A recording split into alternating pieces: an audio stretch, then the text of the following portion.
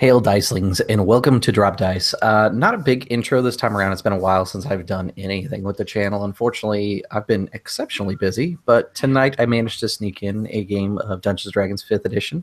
This will be a one-shot to set up for another one-shot. So this episode and a following one, which I'll have on its own playlist of two linked together, will be kind of an episodic adventure. They'll be right back to back. They might be in the D&D one-shot playlist, actually, now that I'm thinking about it. That's the logical place to put them. But today we're going to play Festival of 100,000 Lights. It is a prequel to the Absolute Tabletop Supplement, Oath of the Frozen King, which will be kind of modified based upon some of the actions that players take tonight and the story that happens tonight. This is kind of setting up for the prelude and the story that serves as the background for those events inside that type of adventure. Once I'm done with that, I'll give a full review on Oath of the Frozen King. Since I reviewed it when it first was beta testing, I'll give a review of my thoughts now that it is complete. It's actually quite a bit bigger than what I originally started with, so that's pretty exciting. Let's go down the line and just introduce everybody and what you guys are playing. I'm going to go from where I am to the right over. So first will be David, if you want to introduce yourself. Wow, put on the spot there. Hello, my name is David. And today I am playing a half-orc barbarian who is taking the path of Zutalo from the new book that's recently come out, which is the Xeno Guides to Everything. So I'm going to be testing out the new barbarian class and to see how well it works and see how it goes, really. So that's me. Okay. And Paul? Hi, I'm Paul. I'm playing Ji-Hae, Warlock of the Kumiho Fox Spirit. Mechanically, it is the Celestial Warlock. Okay. And Nestor? Well, I'm Nestor. I will be playing Desimir, our Fire Genasi Drunken Master Monk, which should cause some very interesting shenanigans. All right, so just a little background for everybody. It's included inside the description here, but this one is going to have kind of a Goryu Korean kind of feel to it, which is why we've got a warlock who's bound to a Kumio, and we'll actually get a little bit more into it. So this will feel a little different, but pretty familiar to regular D&D. If anybody has any questions about how I handled certain things, then feel free to throw them in the comments. I'll go into more details about it. But for those of you that are familiar with my channel, East Asian games is not terribly uncommon, so you're probably in your element at the moment. So the 100,000 Light Festival comes around but once a year. Towards the end of the year, everyone begins prepping lanterns to release into the sky and celebrate those that have passed in the last year. It is a time of remembering and a time of family. It's when most people get together and celebrate those that passed, and not just because of their passing, but because of the lives that they lived. The three of you have served throughout your past with many different people, fighting on frontiers and war fronts and little skirmishes here and there. You've built up your own legacies, but the thing that draws you all here together is the fact that a friend of yours has passed.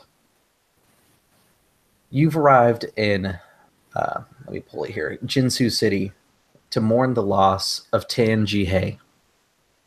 Tan was a commander in the Imperial service. As such, he fought on more battlefronts than any of you combined. He served as a reminder of what it was to be a loyal citizen of the Empire. And for all of you, he was a good friend. Tan fell in love with a woman, the Witch of the Mountain, Su-Jin.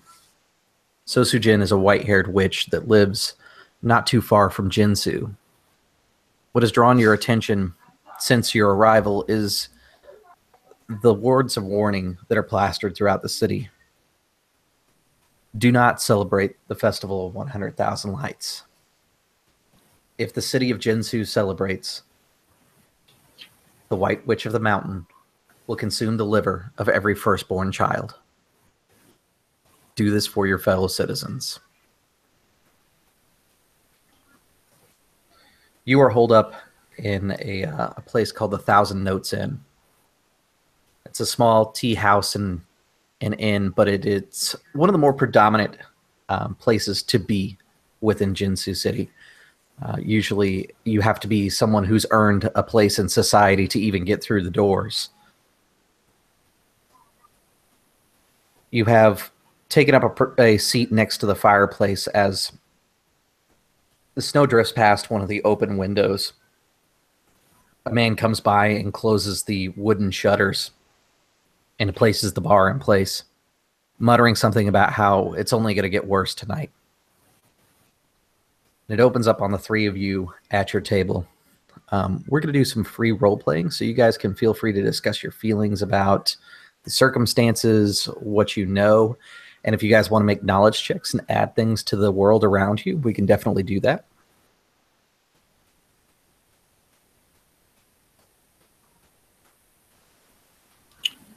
Yeah, sure. I have a look around. I have a look around the table and like with a mug in front of my hand, I guess with a beer, having a good look round and sort of like say to my comrades, so what do you know about this festival of lights? He sort of grumbles a bit in his orcish tone voice.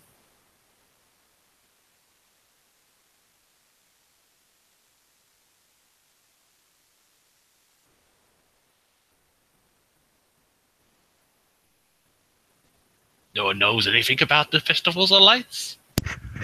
Seems. Well, every year we celebrate the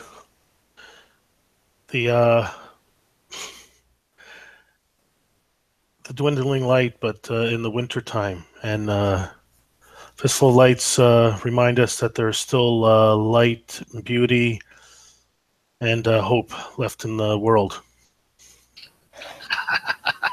Hope, huh? Ah, who needs hope when you've got a great axe in your hand?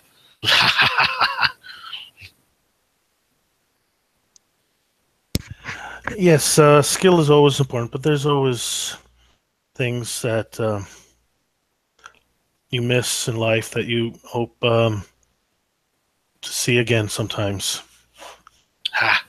One new thing I hope is I hope to join the round tables of the afterlife with my fellow Oki warriors. Aha!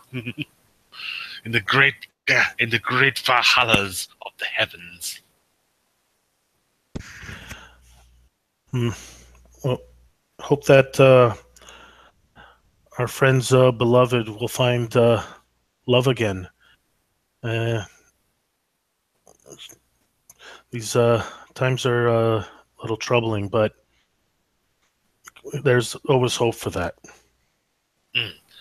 One, Daho, would you like a nice fine drink? Sure, I'm always up for a drink with friends. Ah, good.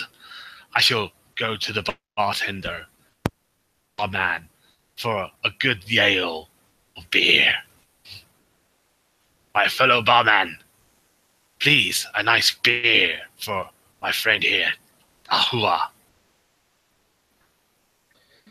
The young man that's servicing the tea house nods to you, a little intimidated. Orcs are not super common around these parts, mostly kind of part of the new world that has been entering in the last couple of generations. He seems a little unnerved by you, but it's not terribly uncommon for people to be like that around you in this region. After a few minutes, he'll come back with your beers. It's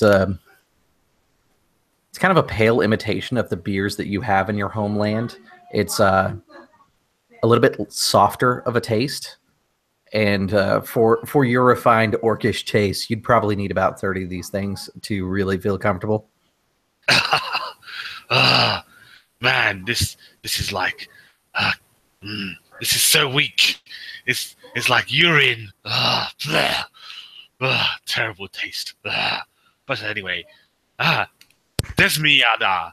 That's how you? I'm not very sure of your name, but is that how I pronounce your name, good sir? He looks at the monk. Ah, um, call me Desimir. It's what everybody calls me. Ah, It's been a. Yeah, I would. I will say this: even though we've known each other for a long time, I still can't get used to your bluntness, should we say? ah, yes. The sword, the axe is mighty and swift.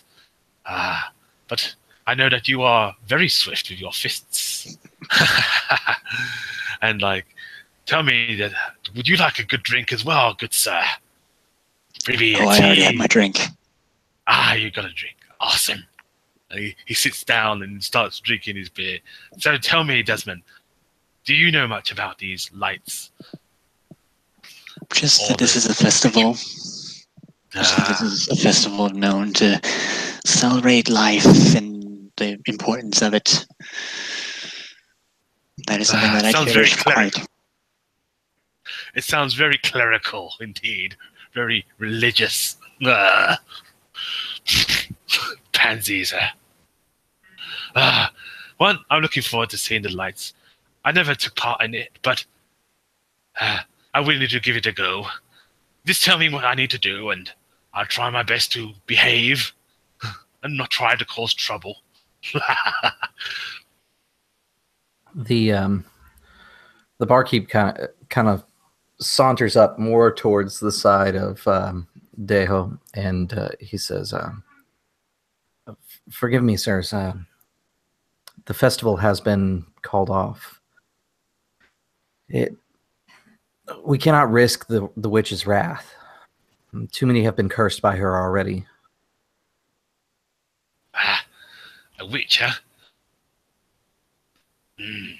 Yes, Su-Jin.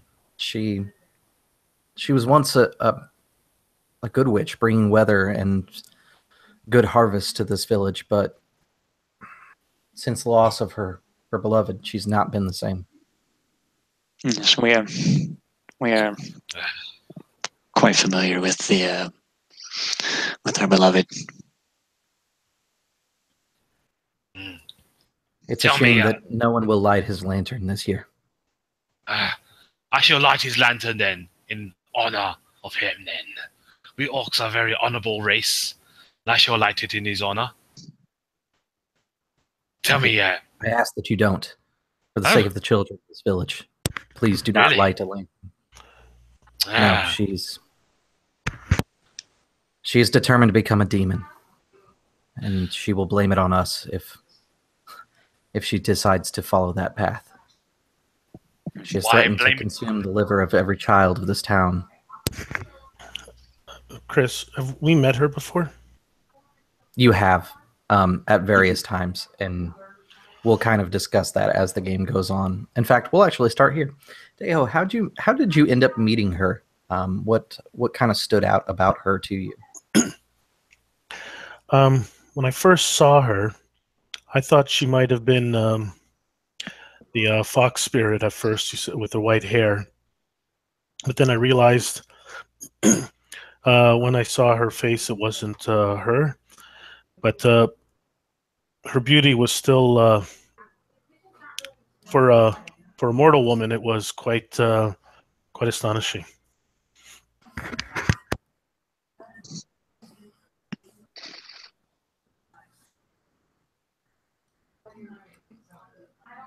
Sorry, I thought you were going to take a moment longer. Sorry. No, it's okay. Su-Jin is closely related to the Kumio and the fox spirits. She is what is referred to as, more commonly, the people of bamboo.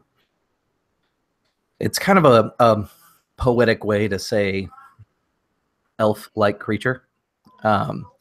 She has pointed ears, she's tall and slender, and as you said, she has kind of an unearthly beauty about her. There was something that was always troubling about her to you, because you have a manifestation that shows your bond with the fox spirit, the ears, your ears were always pinned up, like they were alert and sensing for something. Usually that happens when danger's around. When you first met her, it was still fairly new for your transformation, and so you weren't as aware of this new feature of yours. And as time goes on, you're kind of reminded of that feeling that something is not quite right with her. So like supernatural quality to her that just was a little uneasy, but you've been around other supernatural beings and things like that. In fact, that's kind of your expertise. And it doesn't always manifest itself like that. Like there are creatures that are evil and you're alert, but this is one that it was more like evil potential is kind of the best way to describe it. Can you give me a knowledge religion? I believe that's in your skill set. Not really. Okay. 16 on the die. That's good enough. So common lore kind of dictates that pretty much anyone can become a demon by consuming human flesh of different varieties and types. The liver thing is kind of a mythos that surrounds the Kumio, to be specific. That Kumio that have gone towards like the more evil side of things do consume livers, and that one that abstains from livers for 1,000 years can become a human. But you know that there is some flexibility in that. That is a choice. Your patron tells you that she has not partaken in livers, but as you've come to learn, you can't always trust her. But it is strange that a woman that, as far as you're aware, is human, or at least one of these spirit folks, would go the route of consuming livers. It definitely does stand a strong chance of turning her into a demon.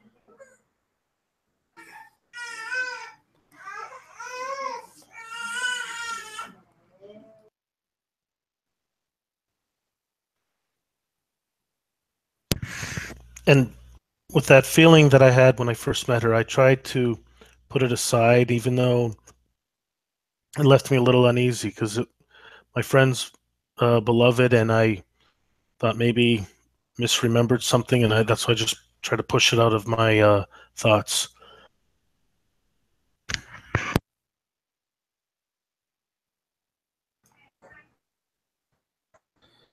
As you're discussing things, the barkeep sits in the kind of this awkward silence of the space between all of you, and picks up his little mat that he uses, or his little tray that he uses, and he goes over to the next window and begins to close it. And you hear the clatter of the wooden bar drop to the floor.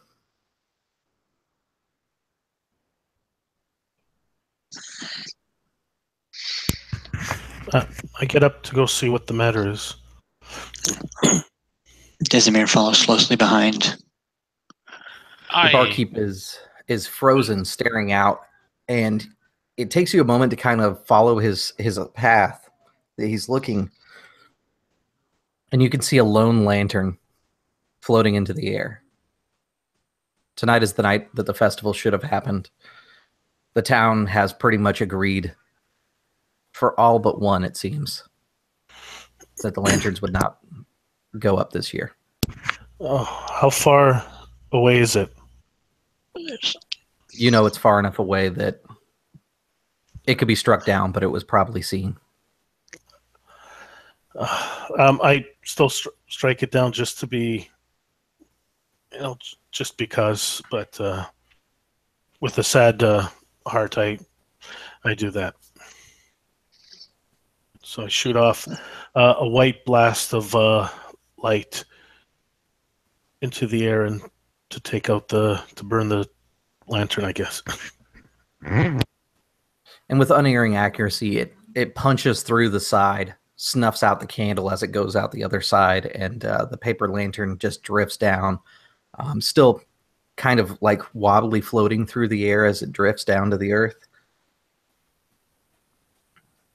The chill that is in the air begins to strengthen. Deo, your ears perk, knowing that this is the supernatural in action. You have each brought a specific item with you to help in what you all knew that you ultimately would have to do, is to seal the witch or kill her. Nice. Deho, you have brought a blessed rope that contains the prayers of 13 Buddhist priests. If she must be sealed, this is how you can seal her, like a spirit within the mountain. Desimir, you have brought a set of sacred wraps from the south. They are effectively like +1 weapons for you, for your fists.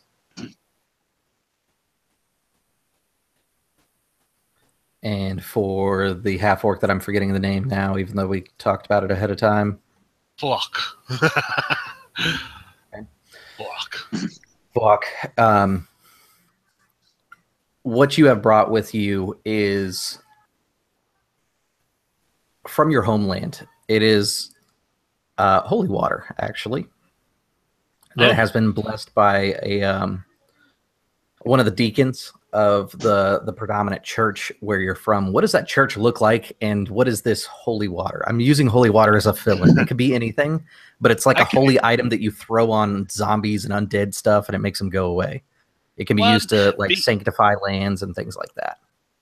I'm guessing it'll probably be like, it won't be holy water. What? I'm guessing like, because I'm guessing it could be magic beans for all I care. I'm just curious what your religion does and what that thing is.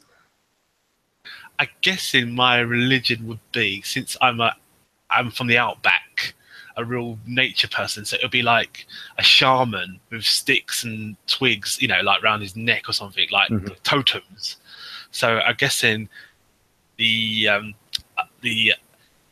guess in what the priest, the shaman has given me is like one of those rice, you know, like a leaf, one of those like big giant banana leaves that you get, and like inside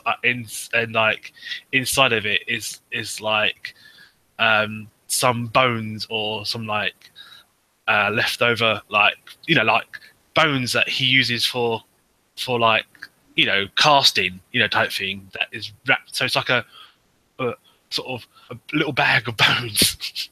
Okay. So each of these items. Okay. So each of these items do have a secondary purpose. There's the obvious purpose of one creates a holy barrier, one sanctifies a land, and one's a magic weapon. But they have secondary purposes that require the use of an inspiration point. Because it is the start of the story, you all start with inspiration. If you choose to use your inspiration point, basically it gives you a super move, if you would.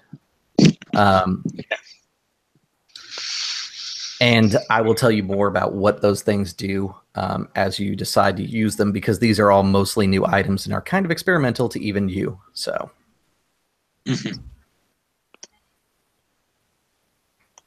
Nice. I would imagine you have that an inclination of what exactly it could do. Like the wraps are an offensive ability. The barrier rope is a defensive ability. And then the holy stones, if you would, is an area effect. That's kind of the clues that you've been given by the people that have given you those items. Nice. I would imagine Desimir sort of looks at Deho with sort of a saddened expression, like it had to be done.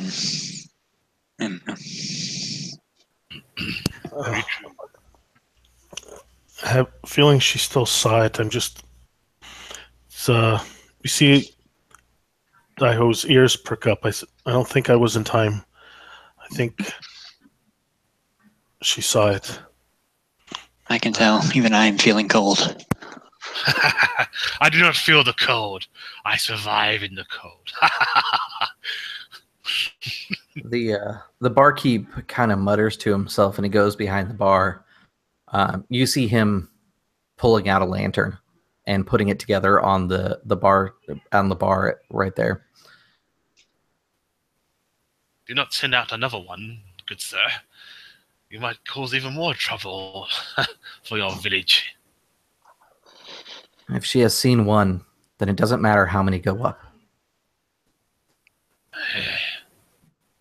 In the end, I think we know what must be done, my friends.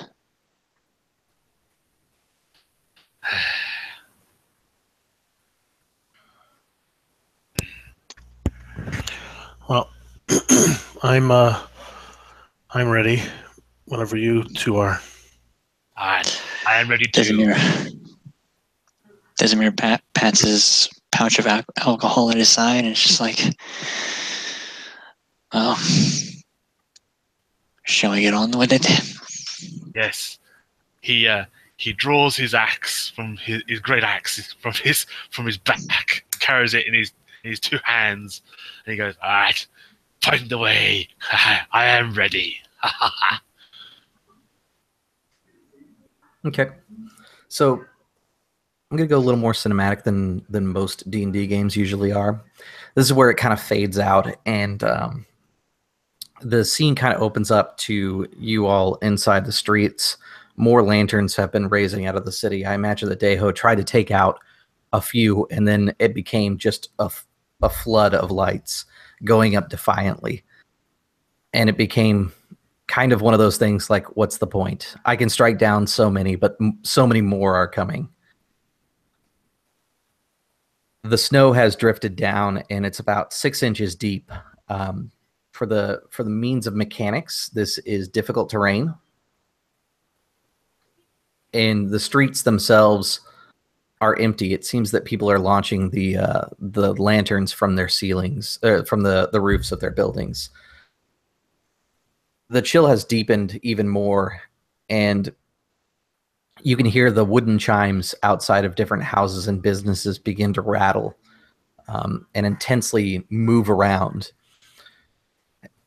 If you guys would like, you have a round to prepare yourself for whatever's coming, because it is obviously coming this direction. All right. So what do these stones do again? They sort of like protect the land or something? I'm sorry, say that again? So these stones that I got, they protect the land or something like that, you said?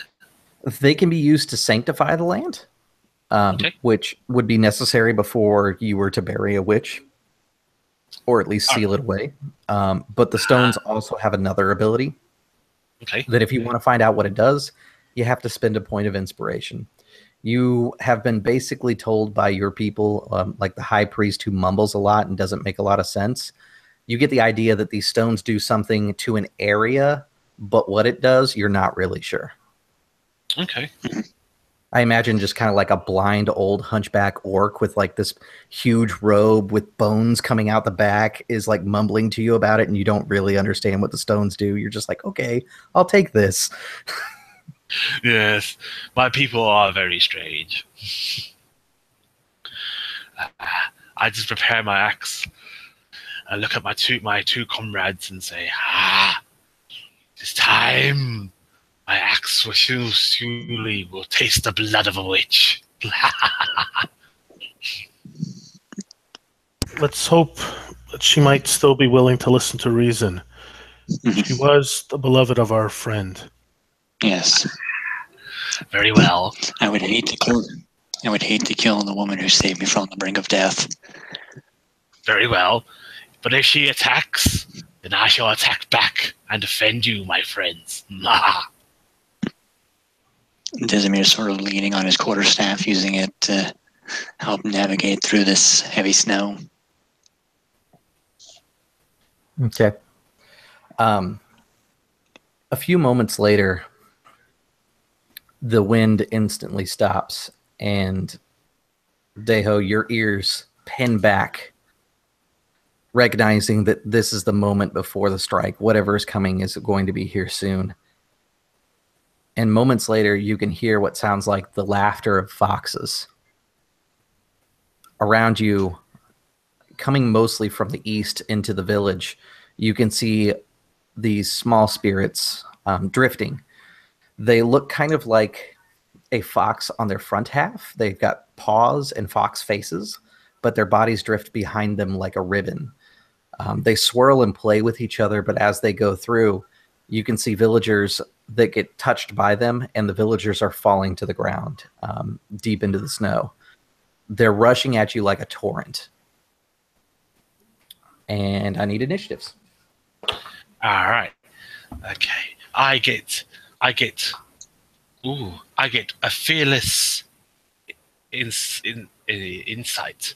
I mean, which means I get a advantage on initiative, if I'm correct. My barbarian. Nice. At level 7, yes. Okay. So my roll is a 21 on the initiative turn table. We're both the same then. What is your base initiative, Nestor? Because it looks like his is a 6. Mine is a +4. Mine's my dex is a plus 1, but because I got the alert feat, it gives me a plus. Either way, I'm going by the base number, not the dex bonus, because you have alert, and I don't think it's fair to be like the alert guy goes second because you went and took a feat for it. So we all rolled 21. Okay, what is your base dex initiative? So mine. Yeah. My initiative is just the 3 from the dex. Okay. 16. Yeah. So it looks like it's going to be the half orc, and then the monk, and then the warlock. The foxes actually will go first. Now that I'm looking at how their numbers calculate, the fox spirits begin swarming down. They kind of flow like a living river, spreading out and trying to cover anything inside their path. They're going through buildings and people and things like that. Whenever they make contact with the living creature, the creature falls to the ground. You can't tell if the creature is dead or asleep because you haven't gotten close enough just yet. The swarm moves in on Deho. I doubt your armor class is an 8, so they're going to miss you. Would you like to narrate how you are able to avoid them rushing you?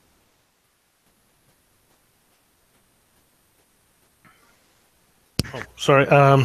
Keep forgetting my own name.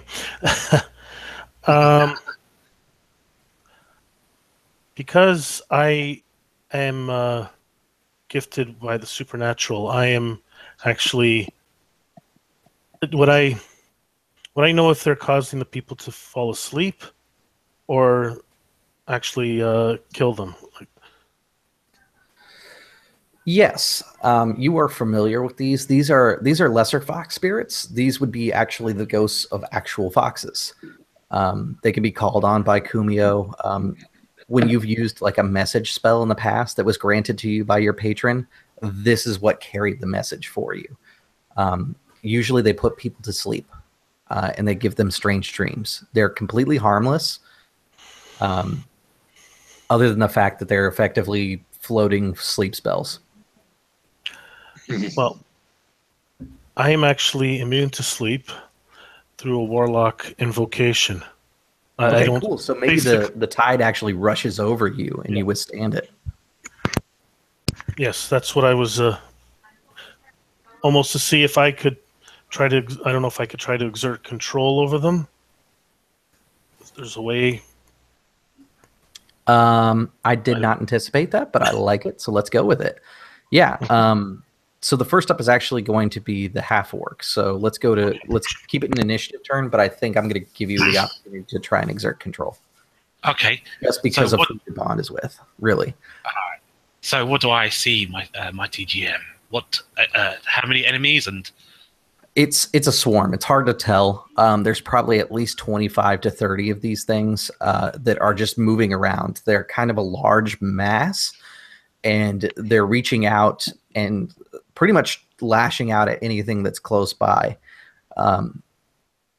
Since you're taking a closer look, you can tell that these kind of spirits are around the world around you. You see them commonly, but these ones seem angry, like they're lashing out and biting, which is unnatural of them. Usually they're more like playful and they dart between trees and they leave people alone. They don't really come near them. So this is really uncommon. And you usually don't see more than about 2 to 3 of them together in one place. Okay. All right.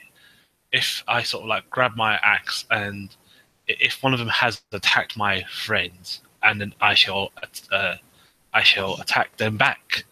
So, is any of them like hurt my friends yet? Yeah, or? the swarm went through Daeho, but didn't seem to do anything to him. But you've seen them take out villagers already. Okay. All right. I gotta swing my axe at one of them. Okay.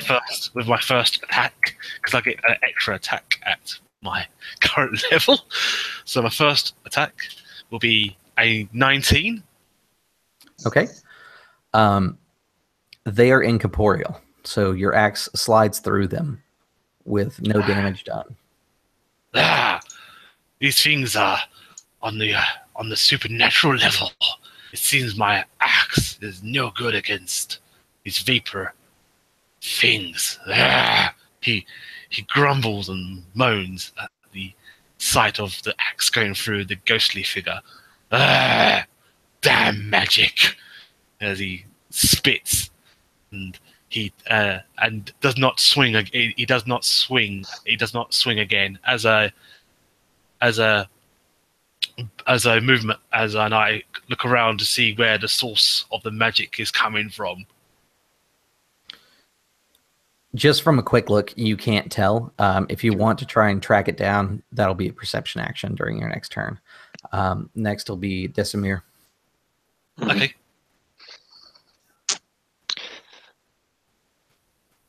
I would imagine that Desimir's sort of standing his ground against these fox spirits. He's mainly been probably locked up in a monastery for some time, so he hasn't had much contact with the outside world besides his time as a soldier.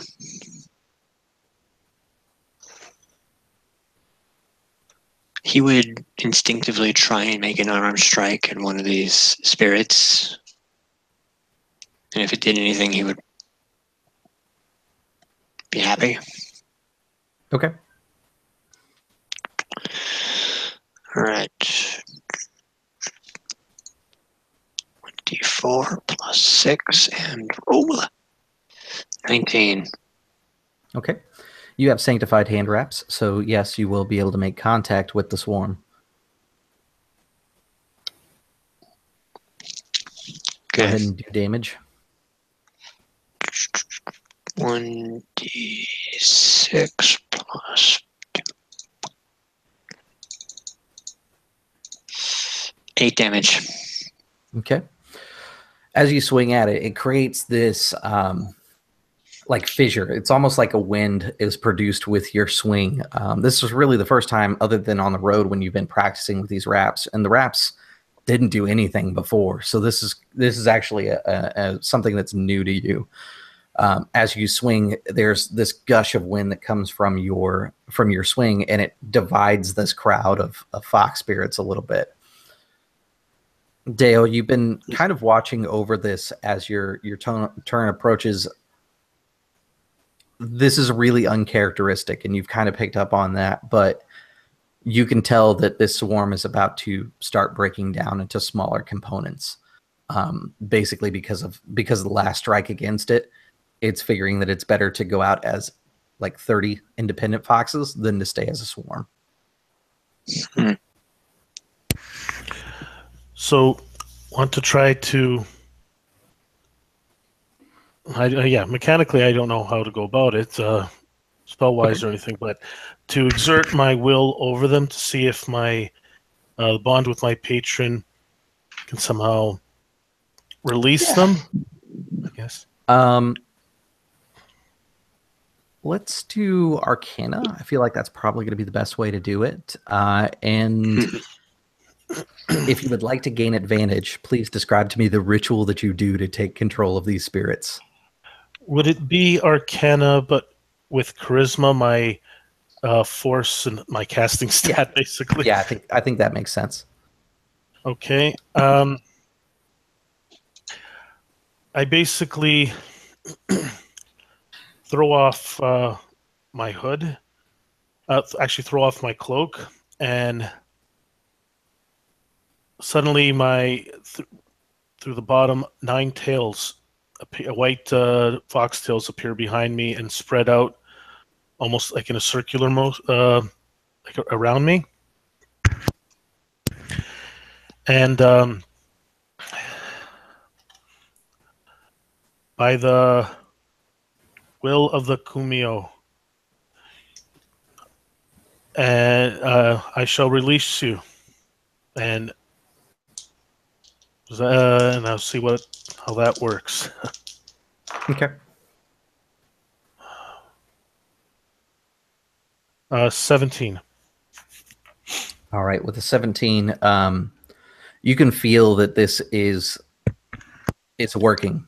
I'm going to make this kind of a skill challenge because this is kind of a unique choice of things to do. Basically, each round, if you are not attacked, you can continue the skill challenge, but I need 3 successes. If you are attacked and the hit lands, you'll have to basically start over. So this gives an opportunity for someone to defend you, that sort of thing. So if you guys want to take that route, that's a way you guys can handle this scene. Okay. For the rest of you, what you're starting to see is that the spirits around, they're kind of a gray kind of color, and Daeho is the most white that white can be. It's similar to snow, the kind of tails that have come up ephemerally behind him. And there's this soft glow that begins on the fox spirits. Whatever Daeho is doing seems to be affecting them. They swing around, and as they turn the corner, they begin breaking apart from the swarm into about 30 individual foxes. Some of them stick around, but most of them start darting through the town. It seems that some of them are driven by another purpose. So long as Daeho maintains his concentration and is able to keep going, basically, if he gets his 3 successes, he'll be able to free them before they do too much more damage, regardless of the distance away they get. Yeah, the equivalent of Venta Black, but for white. Yeah. So the spirits reach out and they pass themselves, or at least a few of them attempt to pass themselves through the half orc. I'm trying to remember the name. I need to write that one down because that's the only one that I'm forgetting here. THOKK. Borok. Okay. So a couple of them attempt to pass through Throck, and Throck, I need to know your armor class to see if they've managed to make a connection with you. Okay. Well, my armor class is only a whopping 13. 13. Okay, they do. I need I'm going to make it one save, one will save from you, please. All right, one will save. All right. Instead of 2 separate attacks, I'm just going to make one of them help the other one.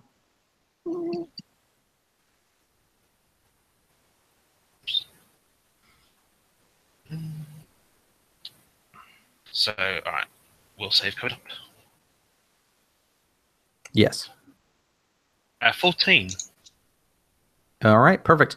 With the 14, you can feel it pass through you, and there's this shudder of cold as it goes through you, and you can feel this embrace that like makes you feel like it would just be easier to put down your weapon and go to sleep. But you shake it off. Something primal ignites in your soul and keeps you standing. He growls. And Thok, it is your turn next. I wish to I wish to spend an inspiration point to figure out what else these stones can do. Okay, excellent. So you use your inspiration point. Let me mechanically say what it does, and then you can narrate how you want it to look. Since this is your special item, mechanically, what it does is it creates a 60-foot sphere around you that amplifies magic. And basically, what this will do in this circumstance, since we're getting a little creative with the situation, is this will provide Daeho with an automatic success towards his skill to try and break the foxes. All right. So in a normal circumstance, basically, if a caster is within that sphere that is your ally, you give them bonuses, and if they are an enemy, you give them negatives. Okay. So what he'll do, he goes into his pouch, the little green banana pouch that he had, pulls out one of the rocks and crushes it with his hand and sprinkles the rock dust over his friend to give his friend the protective bubble against the spirits of the unknown. Perfect. So the dust kind of lifts into the air, almost enchanted by its own magics, and spreads throughout. And you can see what looks like a constellation forming this kind of sphere around you. Once it hits the ground, it stops, but you can see a clear line where the dust ended, as kind of this gray mark in the snow. It twinkles, and the foxes begin to go brighter. Next up is Desimir. Desimir, you can see all of this arcane ritual going on behind you. Desimir, kind of on the same wavelength with Daeho, sort of moves to like back him up in case anything comes near him. And if there are any foxes close enough to Desimir, he's going to try and take an unarmed strike at one of them. Okay, so you want to ready yourself for any hostile actions. Perfect. So yeah, you stage yourself up and you get ready for the next swarm. You can see some of them banking to move into Daeho, seeing that this is kind of their last opportunity. But Daeho is moving faster than the spirits are, chanting the words to his ritual. The tails flicker behind him. What I need is some sort of skill check. You can do another Arcana driven by Charisma, or you can do a Constitution ability score check if you want, for concentration. But I need something that's going to be a roll so that we can test it against something. And if you have a skill that you think would be effective here, like Persuasion or something like that, we can work with that too. So, how about Intimidation? Okay, we can do that. To keep them scared of me, I guess. Okay. Let's see. Ooh, that wasn't good. Actually, no, it's +9, 17. 17. Okay, that will be successful. That is the 3 successes you need, and you're going to finish this with an intimidation. So what words of power are kind of uttered and enforced through the arcane that breaks this spell? You're going to see that the foxes become pure white and look the way that they should have before the spell took over, as your words leave your mouth. Sorry, I was just picking a name. Hey, Rion. I'm trying to pick a name for the spirit. Okay, Hyun Che commands you that you are now released from this influence that has corrupted you. Be gone from the village now. The spirits slow themselves to hear the words, and you can hear kind of the barking of foxes at play. This is the more natural sounds that should have been there in the first place, and they begin streaming off in every direction to go back to their respective forests. These spirits typically don't drift too far unless they're told otherwise by magic. Calm settles through the air. The people that have been struck by this sleeping magic are still locked in the enchantment. Even if you go to try and wake them, nothing works. Would I know of a way to awaken them safely? Looking over them and your familiarity with these sorts of things, it is probably bound to the caster. To be able to lift this spell, you're going to have to either get her to lift it or seal her away. It's pretty much the same problem you started with. Can they be moved? They can be. I let people know. Take your friends and family inside if they've been affected, and keep them safe for now. We will take care of this. I would imagine after all this. Go ahead. Go ahead. No, go ahead. No, go ahead. We will be at this forever. Just go ahead. Desimir, at the beginning of the fight, you had mentioned that this was the woman that saved you. It's kind of at the end here, once this ritual is complete and you're going over everything, that you begin to really kind of see the other side of her power, and you begin to think about the first time that you met her. Go ahead and give me a flashback that kind of tells me about your interaction with the white-haired woman, but it will be in her actual home, which is within the mountain. This will kind of set the stage for you knowing where to find her home base, basically. We sort of flash back to a significantly younger Desimir who is lying unconscious on a mat. Our dear friend's beloved is sort of tending to his wounds with him at her side, and is sort of just like trying to get me up and conscious. I would imagine after these 2 days have passed, I finally awaken and introduced properly to my savior, who I am extremely grateful to and will continue to be. He sort of doubts that she would be capable of such dark proceedings. And when you awaken, she says, "Good. I was afraid that you'd be lost to the forest. Drink this." And she hands you this foul-smelling tea. It tastes better than it smells, but not by much. Yeah, Desimir's probably used to the ales that his monastery would brew. This is worse than a novice's brew. She, after a few moments, brings forward a fresh set of clothing for you and your staff. And she says, Tan Ji-Hae found you unconscious at the monastery. But he won't tell me what happened. And she looks at him kind of with that like loving girlfriend wife kind of thing, where it's like that kind of look. So she's basically asking you what caused you to end up in her care, because your friend is not telling. We had word a couple of days back that the enemies that your beloved was fighting had begun moving on our territory. We, for the main part, were neutral in this whole exchange, and we ended up not being fully prepared.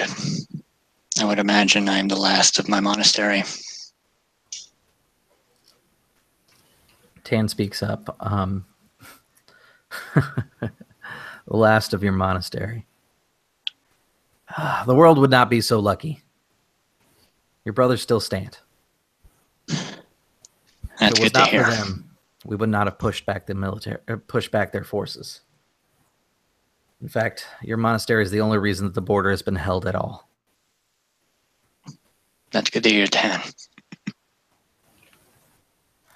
You, however, seem to have suffered more than your brothers. And during this whole time, you're kind of changing, and there's this huge scar on you that takes the form of kind of like this tree. It goes up your rib cage and branches across your chest. It's then that you remember that the enemy from the south actually brought forth a type of magic that you've never seen before.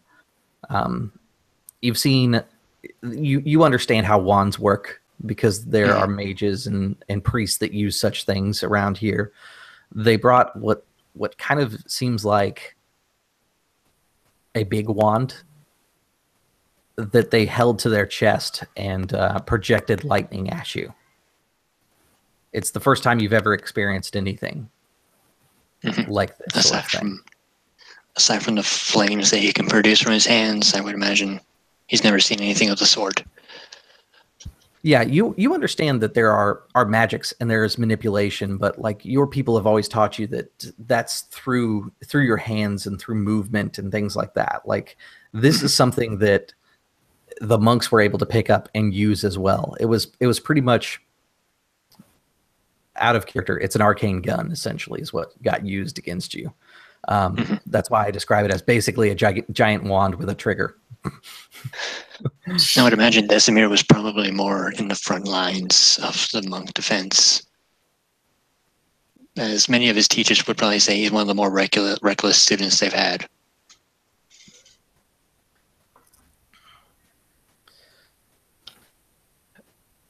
Remembering her in better days, you kind of come back from this flashback and you recall what path you took to get back to Jinsu after she was able to give you the treatment.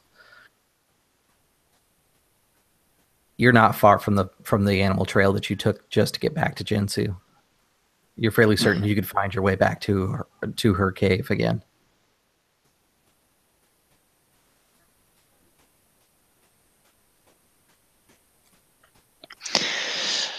Desimir's probably relaying all this information back to Daeho and Thok, and just he's sort of at a loss for words because he still doubts that she would be capable of such evil. We have to go and see for ourselves, and let's go and question this witch, this lady that you talk about. If she is truly evil, then we shall deal with it. But if she is good of heart and has a good soul, then perhaps we can rescue her from her turning of evil, my friend.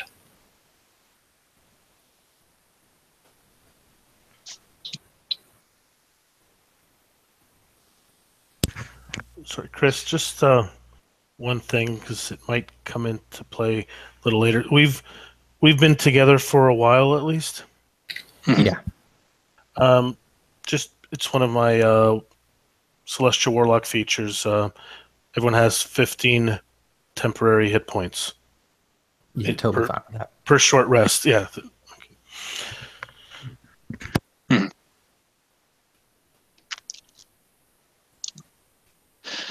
I would imagine Desimir is closer to Daeho in the sense that they both have some sort of connection to a figure that they worship.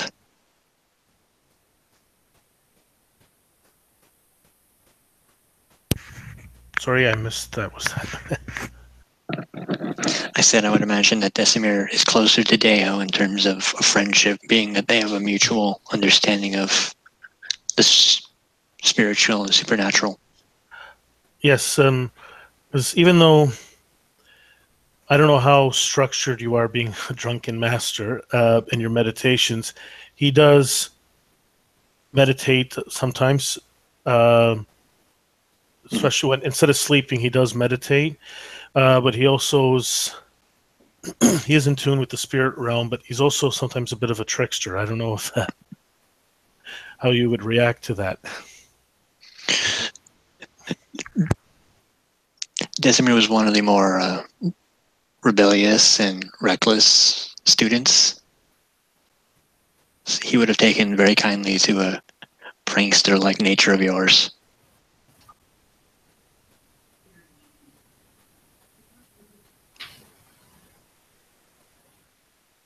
Yeah, I would imagine I'm sort of just leading you guys down this trail towards her abode. Let us go then. For I am thirsty for blood. Thirsty for combat. Those spirits were annoying. My anger is boiling up.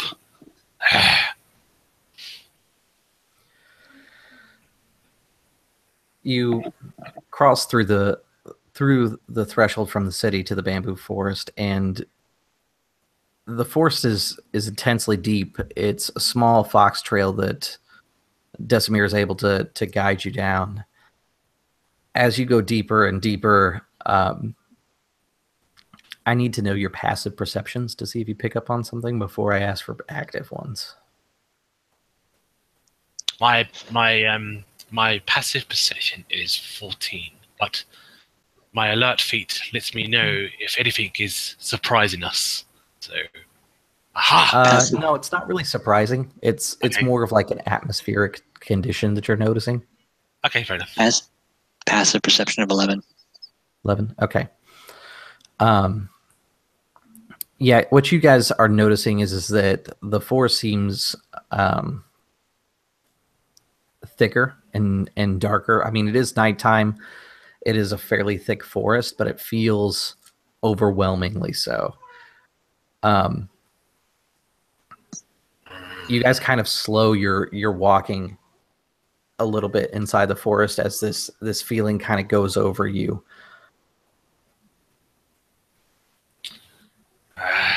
It seems the darkness is falling on us. Is it some sort of magic darkness, do you know, my friends? Or is it just normal darkness? It would appear that this forest is denser than I remember. Let's see.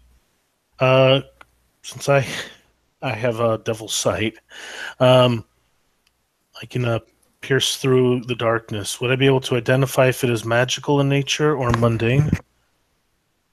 No, devil's sight would allow you to see through it, but it won't necessarily. I mean, let me put it this way: it's not dark enough that devil's sight really matters. It's still low light. It just feels darker. Like it's that psychological feeling, like when you wake up in the middle of the night and you go through your house and it's dark as shit, and you're like, "Oh, something's weird going on here." That's what's happening to you. It's not like a supernatural darkness. It just feels uneasy. He tenses his axe in his hand and looks around and says, spirits yet again. Relax. Desimir sort of says to Thok, relax, remember what I taught you. Keep that anger at bay. Very well. But soon my anger will be released upon the beast.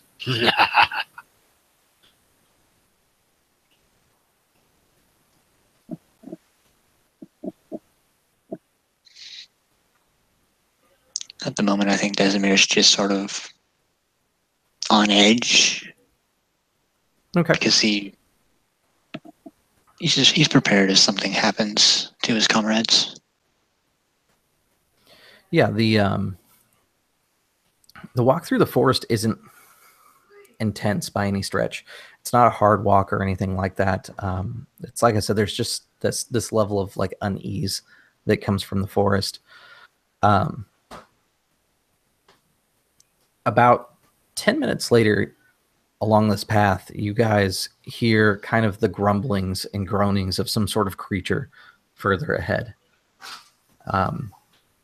Desimir, it's on your path. There's not really any avoiding it unless you try to swing around whatever it is. Can I do a nature roll? Sure. Alright.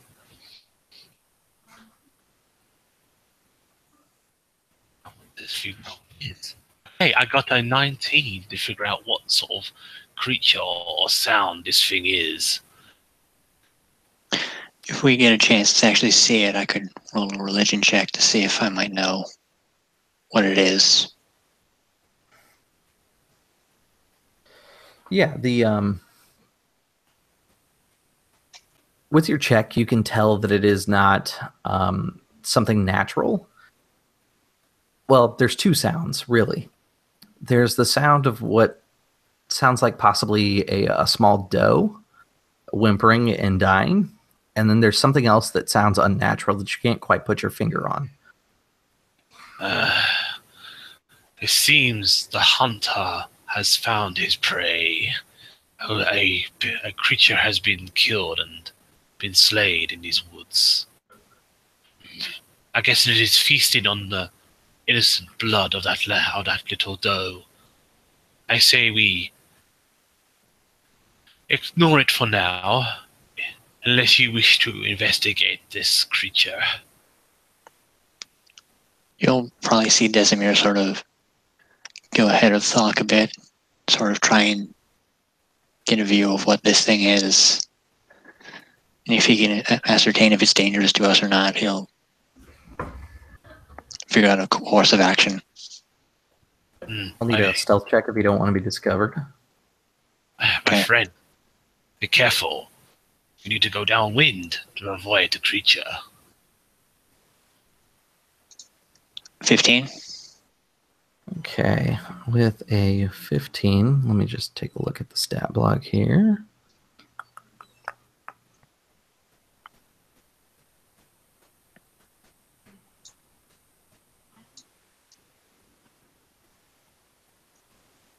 Okay, you see creature. Let me pull it up real quick here so I can get the right name.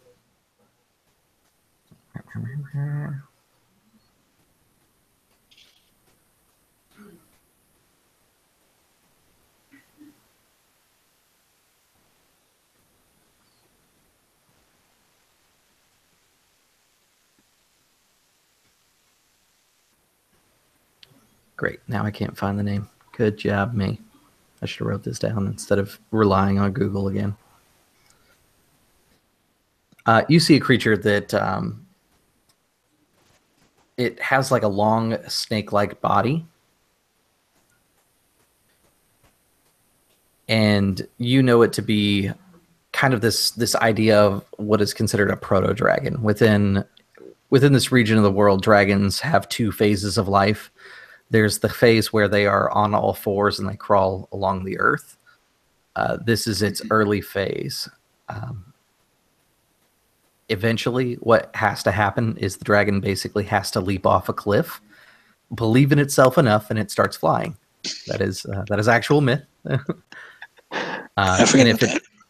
if it does it successfully, it becomes a flying dragon and it lives happily, and it becomes kind of like a god of the winds, basically. And if it doesn't, it falls to its death on rocks. So this thing has not decided to take a leap of faith yet.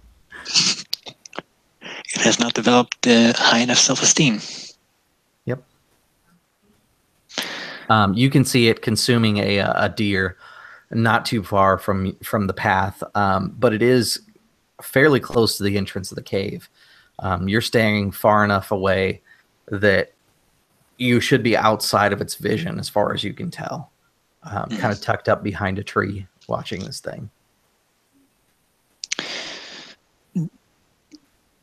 Desimir's going to try and see if it's maybe, if it would, like, to us, if it would appear a threat, because for the most part, he thinks that we might be able to circumvent it by going a little bit off the beaten path if you were to, so to speak. Okay.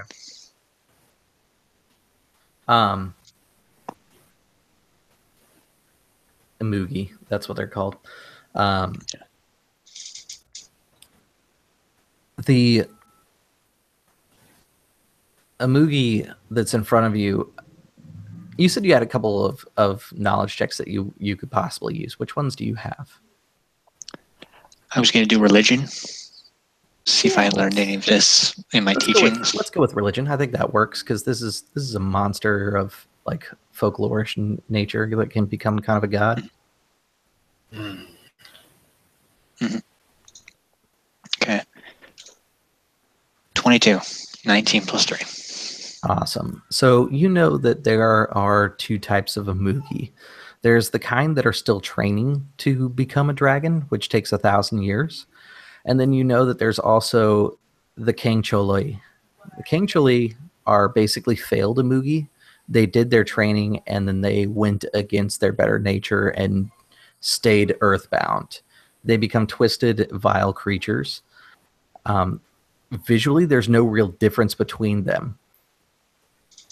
So this thing could not care about you, continue to eat its deer, and go back to its training, or it could be a huge problem for you. It's kind of hard to tell.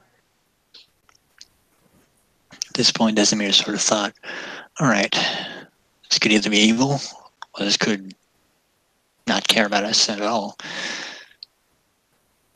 I think he's going to go back to the others and inform them of what's ahead and tell them, so like, we should probably circumvent it, go around, try to stay out of its sight. Looking at the path around it, you could go around it, but at some point you're going to need a distraction. It's too close to the cave entrance where the witch resides.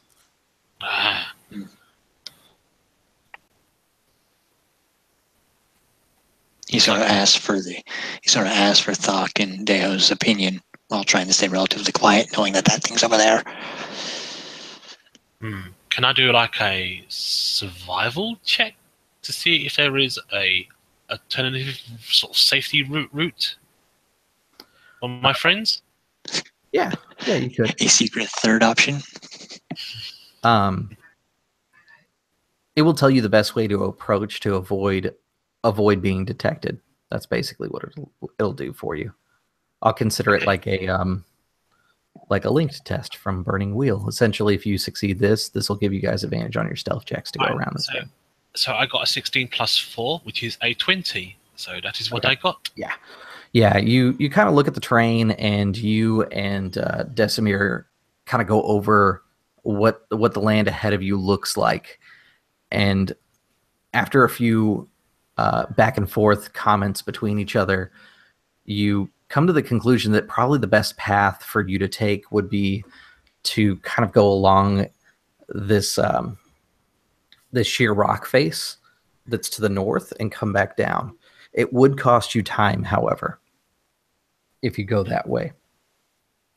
If you're lucky, maybe that thing has moved on by the time you get there. If not, you're still going to need a distraction. I say this to my friends. I say, yes, there is a way. We have to go through the rock face, but it'll be long and exhausting, but we could go that way if you wish to avoid this thing. It would allow us to conserve energy for any upcoming conflict with the dear White Witch. I agree. We need to get there with as quickly as possible, though. So we can't afford any delays.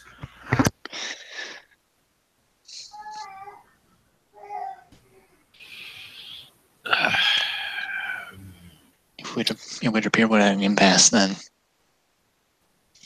Well, figuratively and literally. Well, we could perhaps throw some bait in a different, like some food in a different direction, and it might go investigate it, like a sort of meat.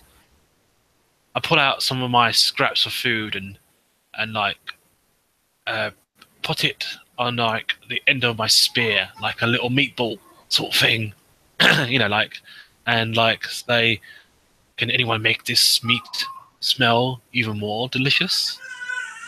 So I need a perception check, because now I have to tell you what's going on atmospherically around you guys. Okay. Imagine pulling out a spear is not exactly the quietest thing in the world. No, I think that's fine. There's just other things in the environment around you that you pretty much have to have a chance to see what's around you, really. Perception check? Yeah. Okay. Hey, I got the 12. All right, D20 plus... my perception is not good. 8. I don't see anything, apparently. Okay, looks like Daeho's the one that notices. Daeho, the bamboo around you, there are bits of meat suspended at the upper areas, upper like stalks of bamboo. Looking it over, it's hard to tell exactly what it is, and then a few moments later, it suddenly dawns on you that there are hearts bound to these bamboo stalks, and they're everywhere in the forest. The meat that was pulled out, while a good idea, probably won't get smelled over the fact that there is like raw hearts strapped to bamboo out here, keeping this thing around as a guard. Do they look like they could be human hearts or animal? Looks like a mixture. That's not It looks good. mostly like animal, though. So I tap Doc on his shoulder and I point up at the hearts. Oh my, it seems more ritually craft. Well then, he puts the meat away, he puts his spear away. He says, well, if you fancy a good hunt and a good kill, we could try and slaughter this thing. Or we could go the long way round. It's up to you. I'll let you decide. You seem to know these areas better than me. How much longer will it take us to go around? It shouldn't take us too long. By the time we get to the cave, it should be gone. We'll have Another conserved a bit hour, of. probably. You're probably looking at a good hour, but who knows what will happen in that hour. She may come out of our cave, she might do anything, who knows? I think we might have to go through this creature. Ha ha! Good choice, my friend. He smiles. I've been itching to get my axe swinging.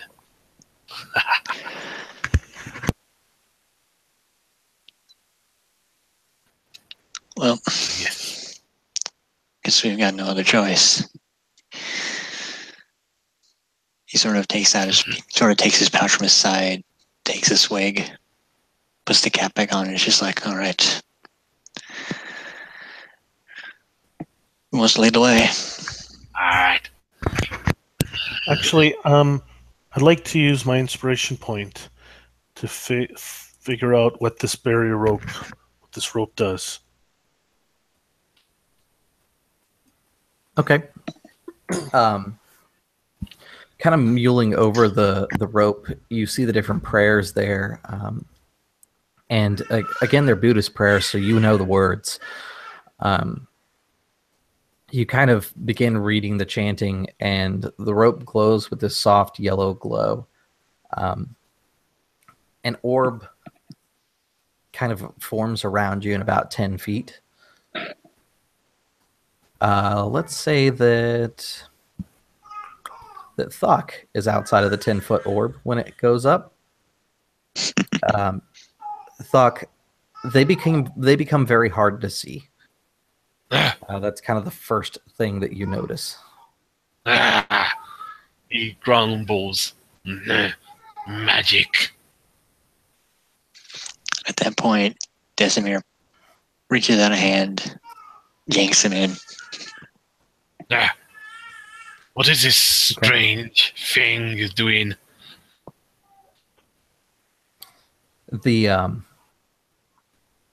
Once within the sphere, it only takes a few moments. The sphere begins releasing this mist throughout the area. So basically what you are mechanically getting is effectively invisibility. It's a sphere of invisibility. It is also altering the terrain around to provide a heavy layer of mist.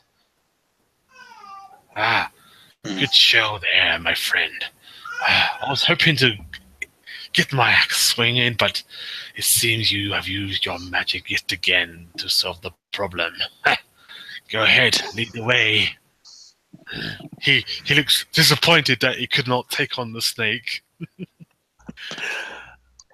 And try to give the snake a wide berth to move around it, and I'll let Desimir in front, and then Doc and behind, and stay close and follow Desimir in.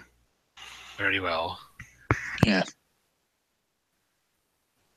He follows and he grumbles and mumbles under his breath and curses.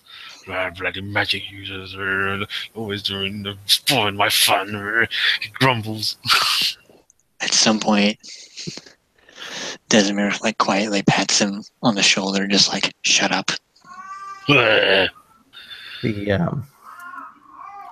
You are passing by, and the Amugi, because you guys haven't figured out exactly what it is yet, kind of pauses for a moment into its meal and looks around at the change in the weather.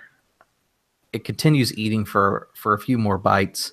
You can hear its jaw moving slowly, and it breathes in a heavy smell of air.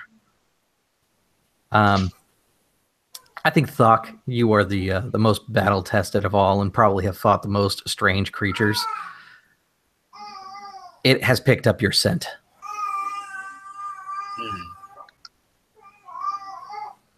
Okay. You know that it's only a matter of time before it picks up where you actually are. He moves more quickly then. I can move 40 feet because I get a +10 to when I move. If you move outside of the sphere, you will Are visible for all to see. Yeah, just fair warning on that. Okay, I can move my friends in. I can move 60. 50. Yes, I just move my friends then.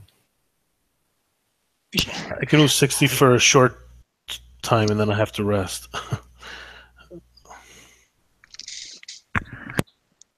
Well, Okay.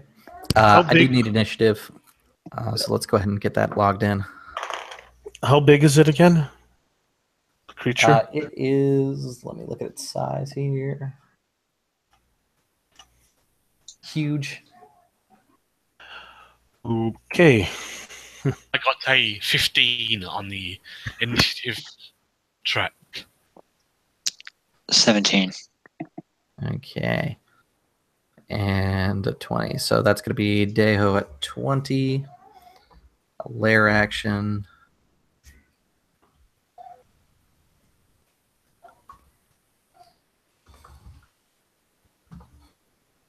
Did anybody beat 19? No, I got 17.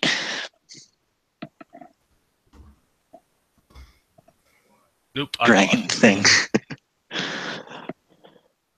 I don't remember how to spell the evil one's name because it's Korean. So Yeah. I'm only versed in Japanese. Let's see. It's here. You think it's an emoji, or that's just what we're calling it? The Amugi is the one that there's no visual difference between the good and the evil one. You guys are about to find out it's the evil one. Sadly. Yeah. It's a King Choli. Interesting. Well, I'm going to be honest and say it's not a surprise that it's the evil one. Yeah. Yeah, I mean, there's a bunch of evil stuff going on around here. It's good to invest in the fact that it's probably the evil one. Yeah. All right, so Deho, you are first up. Do I know if casting a spell will break the invisibility? Like, no, unfortunately, you're not aware if it will. Then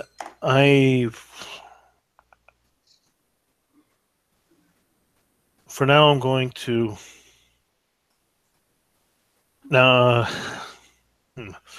okay. I'm just gonna move.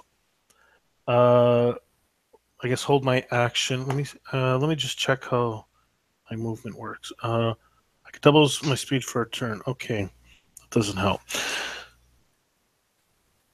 I'm gonna move up. I'm gonna hold my action until everyone else can move up with me. I guess I don't want to move up too far. Okay. Like if they move So- up to the edge of my the sphere, then I'll move up. So they're Okay. yeah. So the King Choli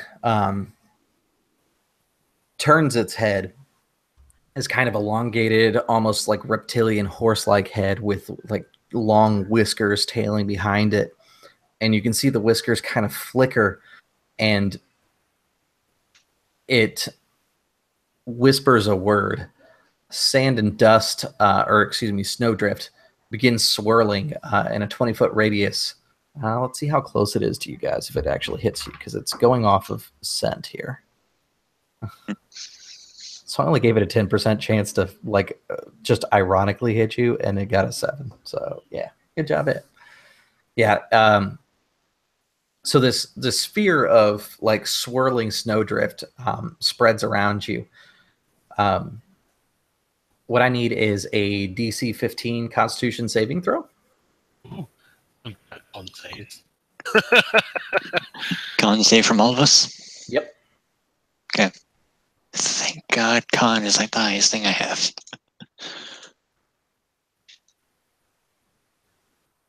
Ooh, I got a 15 on the nose. All right. 16. Oh God, that was close. All right. Deho, you find yourself blinded. The invisibility stays, by the way. The rest of you, your vision is slightly obscured, but no worse than what the fog was before. The snow is still fairly deep here, but there is hard ground underneath. I'm going to say that you guys are back to like normal movement, so we're doing theater of the mind, so I'll just tell you if you're close enough to him to be able to make a full move to him. You all have like extended ranges you can run anyway, so it's not that big of a problem. Next up is going to be the King Choli. It hisses out, knowing that that its lair has protected it, and lunges forward. As it begins to lunge forward, it opens its kind of long whisker-like things up into this 6-pointed kind of formation, and you can see arcs of lightning pass between each one, and then they come together like the beam on the Death Star, and it just shoots across the field towards your area. Again, it can't see you, so it's only got like a 50% chance this lightning bolt is going to hit. All right. No, it misses. It streaks past you, and you can hear the crack of bamboo being splintered and shattered in every direction. You can tell that the dragon is moving by scent. It hasn't quite nailed down exactly where you are, but as I mentioned, Thok has tracked different creatures that have this sort of capability. It's really a matter of time. Once it locks onto your scent, the invisibility won't help you anymore. Decimir, it is your turn. All right. Decimir, hoping to God he can't smell the brewer's supplies on him, it's just like gonna put a hand on Deo's shoulder and just be like, I will be your eyes for now. Sort of stay very close to him. And I'm gonna hold my action in case the Amugi tries to attack Deo. If Decimir weren't in mortal danger, this would be a very awesome thing to see.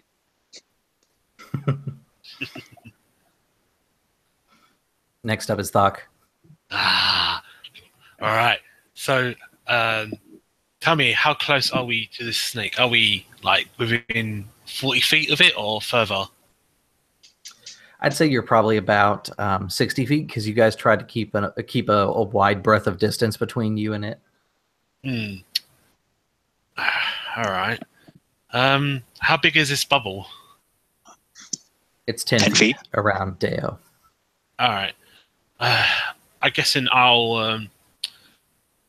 will take the dodge action for now, and that is all I can do.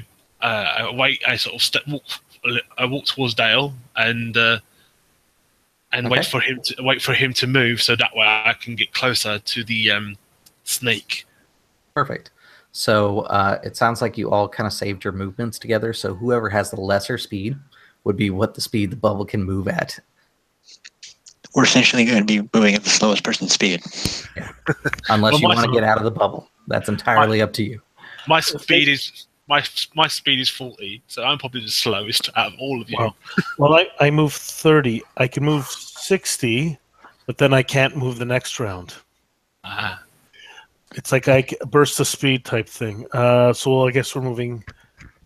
30. How far away from the cave or the entrance or whatever? I forgot where we're going. You are about, let's say, 120 feet from the cave entrance. I want it to be at least a few turns, or at least two. We'll move the 30 away. All right. You want to go towards the cave or away from? What has anyone expressed? I'm moving away from it. Ah. Fair enough. Well, not I that just I know. I don't know. I know where the cave was since I'm blinded. So I'm just going to keep moving in that direction and hope everyone is following me. Yeah, we follow you. Okay. Essentially, Desimir's going to be your seeing eye dog, leading you in the direction away from the Moogie towards the entrance. Okay. Deho, to keep this thing up, all you need to do is maintain concentration. So it is your turn. Are you going to maintain concentration and continue moving forward? Yes, I will keep moving forward. Okay. It is the Lair's action next. Now that it has a better idea of where you guys are at. All right. It kind of takes like one half step forward, and you see the foot rise, and it smashes into the sand or into the snow. And as it does, the foot depresses, and underneath all of you, you can feel what seems like an oversized version of its clawed hand comes up out of the snow and like closes around all of you. It's a clear indicator that its scent has found you at this point now. I do need a... actually, I don't need anything. No, I do. I need a dex save. DC is 15. Oh, thank God. Thank you for a dex save.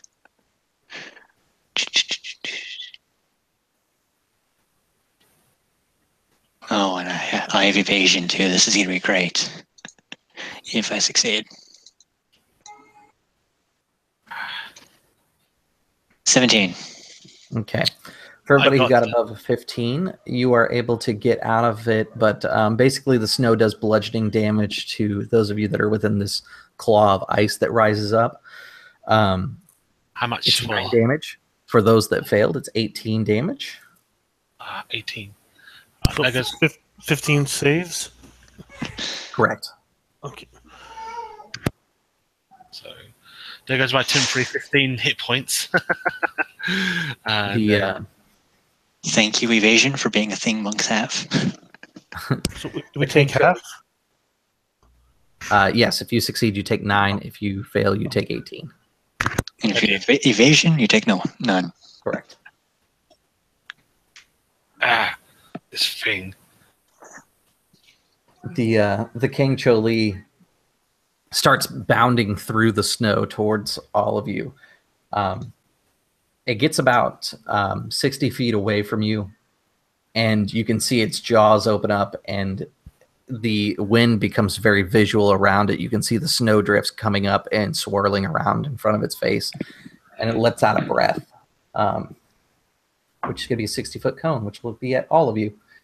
You can do a strength saving throw if you would. Awesome. All right. I'm going to predict the future. I fail. 4. This one is much harder. It's 20. Oh, then I fail either way. A 14 is not going to save my life. Woohoo! I 21. All right. So for those You of are you lucky. that failed, you take 27 points of bludgeoning damage and are pushed 25 feet away. For my caster friend, your spell is broken from the rope there. Oops. Those that made the save take, let's see, 13 So I points don't. of damage and do But not get pushed. so I don't make a concentration save. Concentration No, check? fifth edition, no concentration saves. It's if you take damage. Oh wait, Oh, no. Yes, there is. Sorry. Yes, con save. It's equal to 10 plus damage. So 35 con DC. I don't. Which is no point of you enrolling. I didn't think it was. I think it was. I might be thinking of third edition.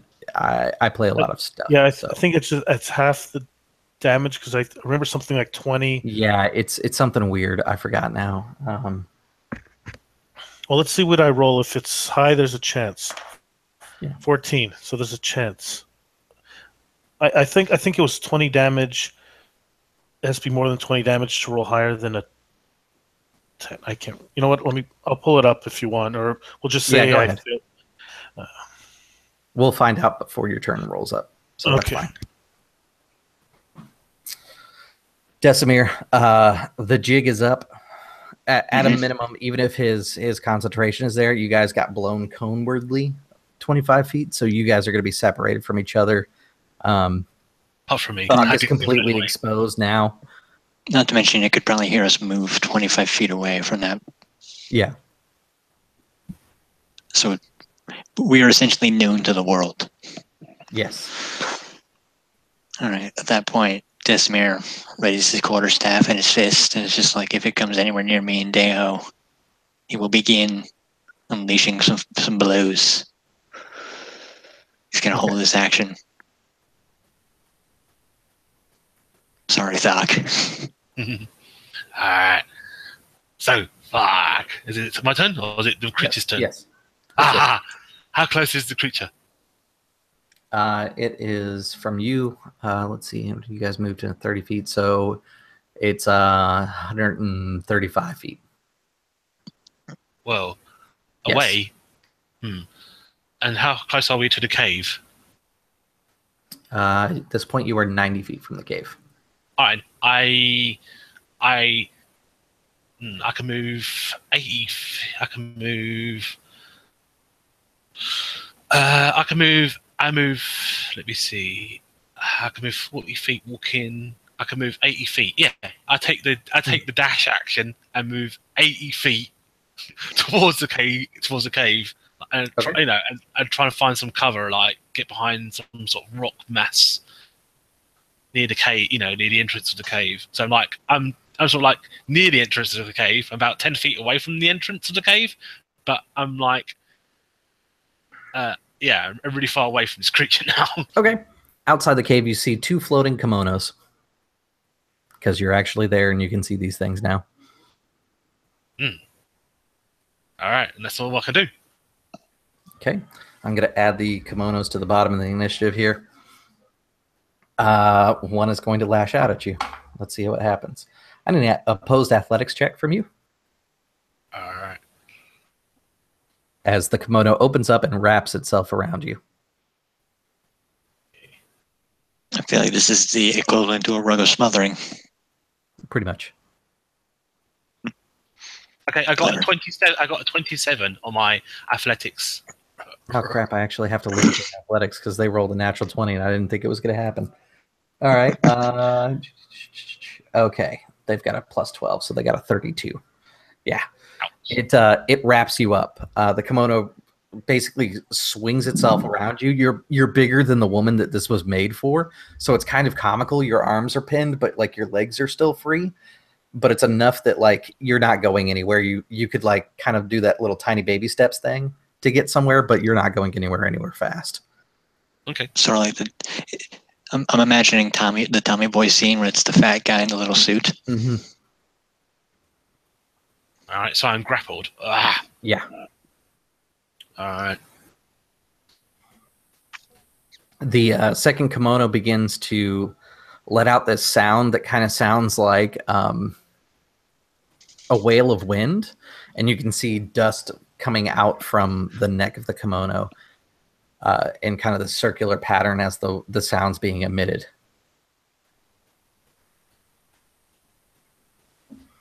Okay, next up is Deo. Things are going bad.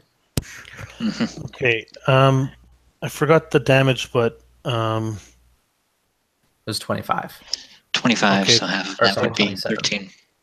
so I rolled a 17 con check. Yeah, minimum. Which, yeah, half damage. So, okay, so that's so the sphere is still up. I'm still concentrating on it, Okay, cool.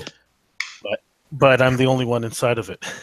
Yeah, and it is your turn. The jig is kind of up, so it may be worth it for you to save your concentration for something like Witch Bolt.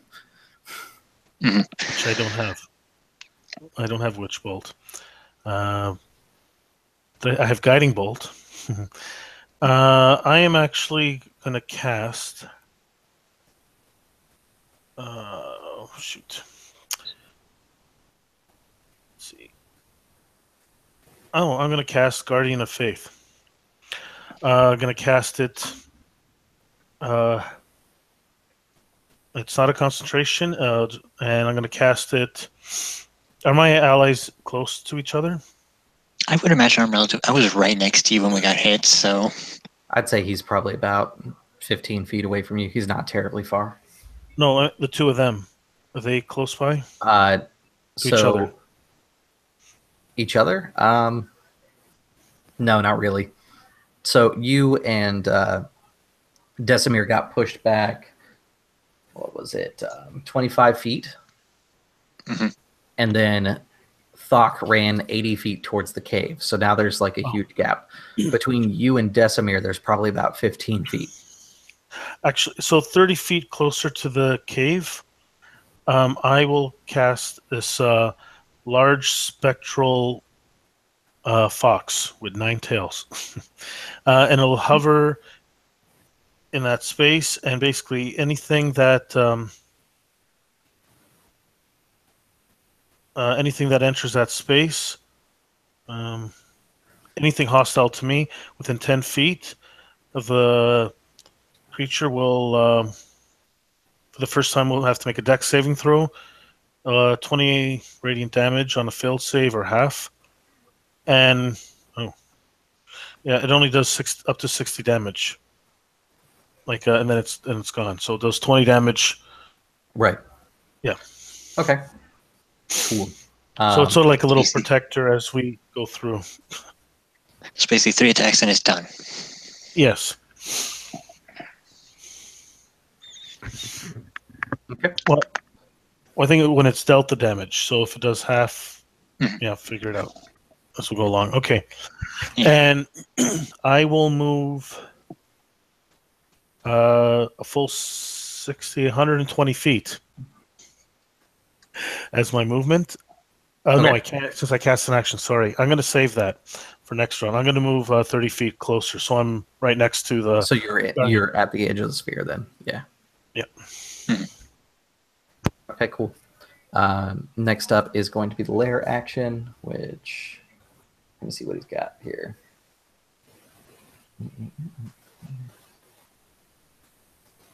Yeah. So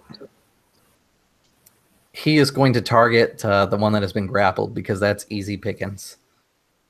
The dragon flicks its tail, and this torrent of wind rushes out in a 60-foot cone, which will tag Thok and go into the guardian circle with Deho. I need both of you to make a DC 15 strength saving throw or be knocked prone and stunned until the end of your next turn. Oh god, grappled, prone, and stunned. What was the DC? It's a pretty messed up dragon. It's a DC 15. Oh boy. 17 minus 1, 16. I did it. 24. I did it as well. You are lucky. You are grappled. So oh wait, no, it's a strength save. So yeah, you're fine actually, because grapple only affects dexterity saves. Yep. So Like you're not a monk. gush of wind, the gush of wind, and like I imagine that Thok like kind of wobbles back, and then he just like pushes forward real hard. Hmm. All right. Next up is going to be the King Choli. Yeah, it's going to continue to go after Thok because again, you're grappled. It's a creature. It's not super intelligent, so it's going after easy food. Let's see. You are 80 feet. Okay. Yeah, it can make it to you. Wow. So You it was said your armor 100. class is a 13? Yeah. So it can move 127 feet. Wow. Plus 80. Wow. That's pretty fast. No, that would be bad math. I'm looking at it. He's going in a straight line to you. You had to cut across to get to the cave. He was over here, and he's just going like this to complete the triangle. He can All right. actually go 90, but that's a whole other thing.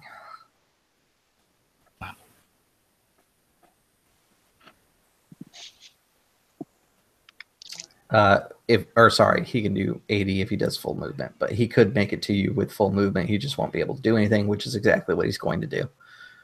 Is full movement to you. But I am going to use his legendary action because he can do that. And he's going to whip you with his tail.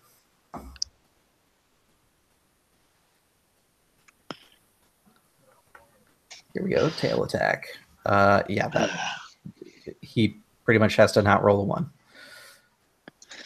You get slapped with the tail. That's 20 points of bludgeoning damage. Ouch. All right.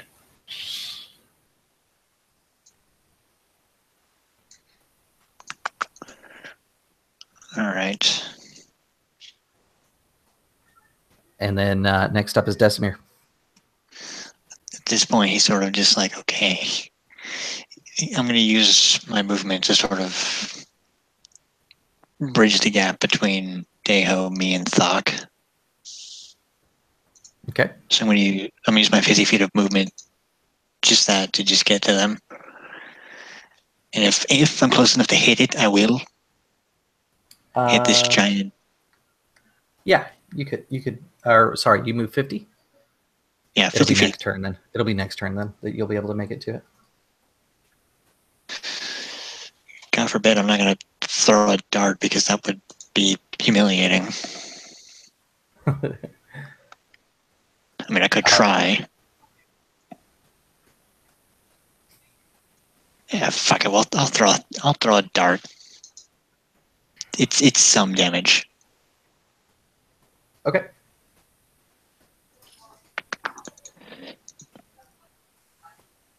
$20 to hit. All right. Let me look at this thing real quick because it does have something about ranged weapons. Do it with disadvantage, please. Okay. 11. All right. That is not enough to hit it. All weapons except siege weapons do disadvantage against this thing for ranged attacks only. Like, let me just pull my ballista out of my pocket here. I remember a hip-mounted catapult for Superhero League of Hoboken computer game years and years ago. This is very much the exact opposite of a siege weapon. Yeah, the dart goes and it gets fairly close, and then you see like this gust of wind whip up the side of the dragon, and it gets knocked aside.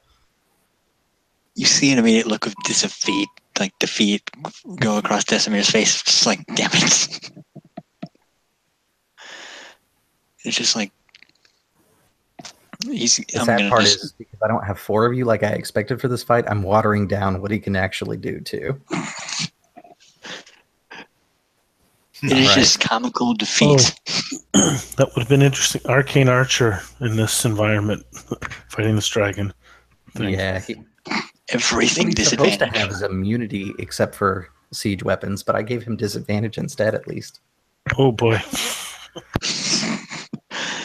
Yeah, there's nothing else I can do. So I'm just okay. He's just gonna stay put. So I'm going to put this out there. I'm one of those GMs that will throw things at you that are story-wise a good idea, that are sometimes not a good idea to fight. This is one of those that's not a good idea. Just putting that out there. You guys could take it down. It doesn't have a tremendous amount of hit points, but it's going to be a bloody terrible fight if you do it. We'd have a long rest after. Well, I'd be fine with a short one, but a long one, probably. Depends on how close any of us are dying or two from. Okay. We could probably take it. The next up is going to be Thok. All right. So bonus action. I shall rage. Okay. So I'll take half. I'll take half any damage, or bludgeoning and piercing. And then as I rage, I shall call the warriors of my god, and I shall target my friends, as though my zealous presence of my roar echoes through the woods, the bamboo forest, and my two friends will have a advantage. They'll have advantage rolls on attacks and saving throws into the next round. All right, and including myself. So yeah, my massive roar empowers myself and my two friends, and they'll have advantage rolls against advantage on attacks and saving throws into the next turn. All right, and then I'm going to try and break free from this grapple. Can I swing my axe or not, or do I have to break free from the grapple? You got to break free from the grapple first. I'm going to attempt to break free from the grapple. Okay. That is a very good feature.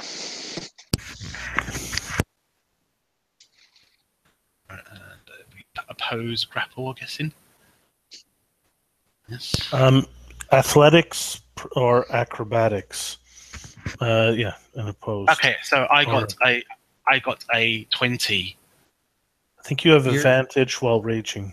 Sorry. You're using the zealot one, right? Yeah, he's using Path of the Zealot. Okay, cool. Yes. Okay. And I have advantage. I roll with advantage. Well, 20 is my highest number, so he has to beat a 20, the creature that's grappled me. All right, you break free, and you can hear the tearing of silk as the kimono rips apart, and the dust that was inside, kind of magically animating this kimono, falls to the ground. All right, so there's one more next to you. Can I attack or not? You absolutely can. You have the dragon and the kimono next to you.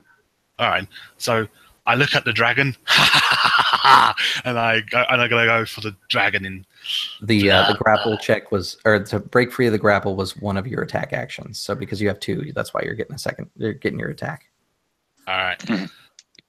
So I wish to attack the dragon in question. Take on the big thing. All right, I get a +8 to my attack. All right. A 13. I guess all right. That unfortunately is not enough to do damage. So I imagine that the axe hits, and you can hear it kind of skid across the plates of the scale on this dragon. Does the zealot give advantage on attacks? Yes, it does. So roll your advantage one, because that may make the difference. All right. Oh, a 25. That does make the difference. The spirits of your godly ancestry, like twist your blade into the creature's flesh, deal damage. Okay, so I do 1d12 +4 +3 plus 1d6 +5. Alright, and my total is 24 points of damage. Okay. Got that marked down. Alright, awesome. Oh, it's a shame. It's a shame I didn't get a crit. That would have been more nicer. Yummy. The creature recoils back as your blade bites into it, dealing some damage there. Next up is going to be Deho. Okay. So the King Choli and Thok are between us and the cave. No, actually, the way Thok is like interacting with the dragon right now, he's actually guaranteeing a path for you to go into the cave. The only thing you have to worry about is the enchanted kimono that grapples people. That's on the other side.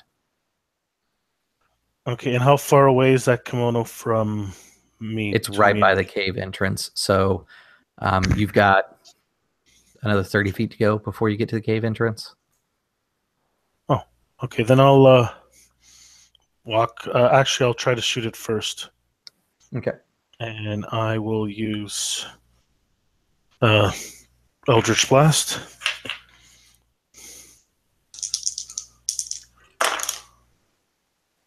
And don't forget, you do have an advantage, my good friend. Yes, that would be 18 plus a lot, plus 9. That should be a hit. Yeah, that definitely is. It's not hard to take these things out. They're more of deterrence and alarm system. 10 points of damage for the first shot. It tears through and destroys it. If you have multiple shots, you can redirect those if you want. Yes. Does 18 hit the King Choli? No, it. I mean, it hits it because it's huge, but it doesn't do damage. You see the bolt just kind of dissipate across its flesh. Okay, and I will move 30 feet closer to where the kimono was, I guess. Okay. You're right at the cave entrance. Comparing the size of the King Choli to the cave, it can't get in. So getting inside is probably a good option. The worst thing that it could do is breathe its breath weapon into the hallway, but you can see that there's a bend in the hall, so that if it did that sort of thing, you could be safe behind it. It's like somebody put this here on purpose. All right, quickly into the cave. I think it won't be able to follow us in here. I wish I could join you. I probably will once I can. Okay, let's see if its breath weapon recharges. Nope. That was going to be its one opportunity to prevent you from going in the cave.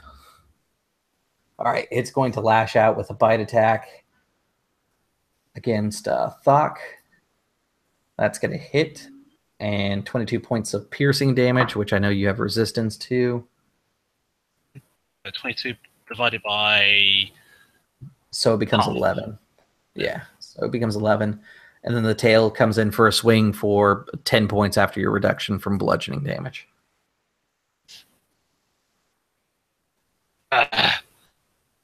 Pick it like a tank.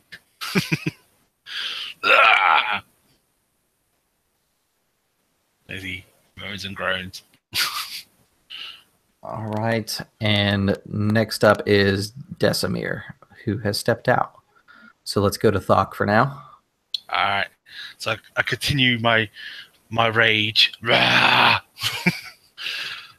I shall attempt to swing at the creature in question with my great axe once again to try and hit this thing, to try and get it to make it go away.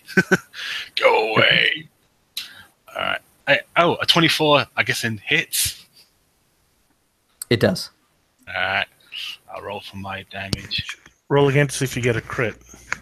No, I only can roll once. It's only like a one-off thing. My ragey. Yeah. Oh, okay. Yeah. But it is an awesome effect. I must say that.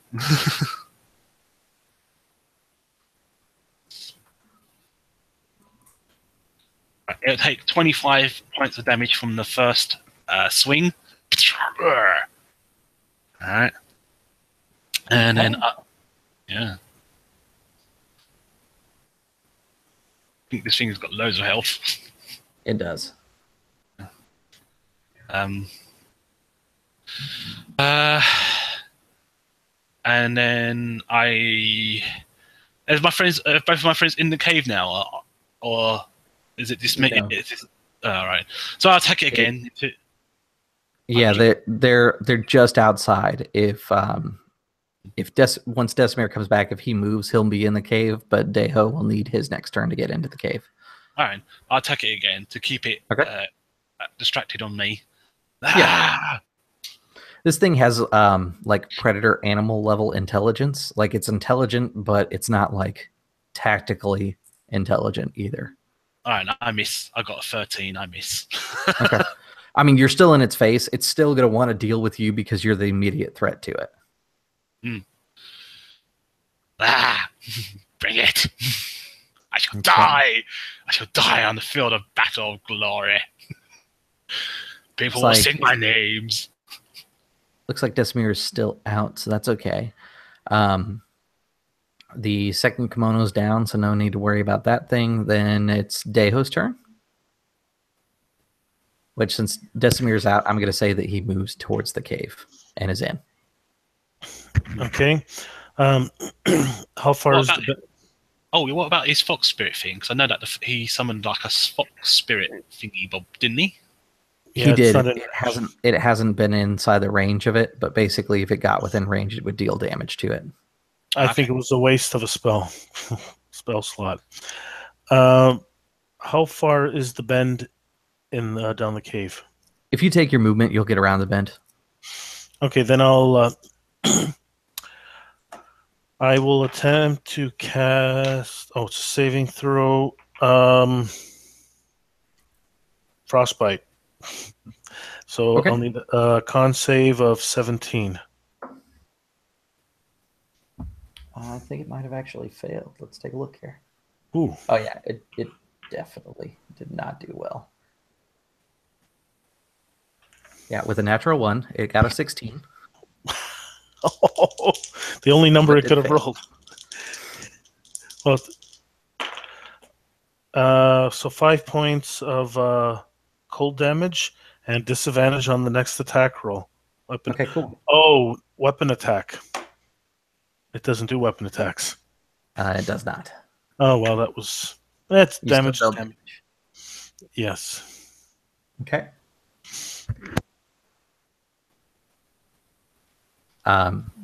Next up is going to be the lair, which will... let's see, what thing will it do? It's going to do the frost claw thing again, which is going to be just on Thok because you're the only one out there. I need a DC 15 dexterity saving throw. All right. 30 for a saving throw. I get a +1. All right. Oh, but I activate my warrior whenever I can activate one of my power of Zutulo's abilities when I can reroll a failed saving throw, I think. Okay. Let me see. Yes. Fantastical force. Starting at level 6, your divine power that fuse your rage can protect you. If you fail a saving throw within your raging, you can reroll it and must use the new dice roll once per rage. Okay, right. Cool. Oh no, I still failed. I got an 8. So how much damage does it do? So it's going to be 18, but you have resistance to bludgeoning, so it'll drop down to 9. Ouch. All right. And then the King Jolie will go next. And yeah, it's going to clamp down again with its teeth. So that is 11 points of damage after your resistance for its bite. And then there's the lair actions. It's going to do its tail attack. So, because the other things are not useful at the moment.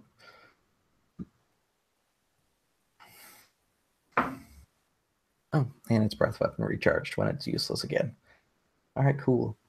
So tail attack was 10 points after your reduction. Ouch. Thing is annoying. Alright.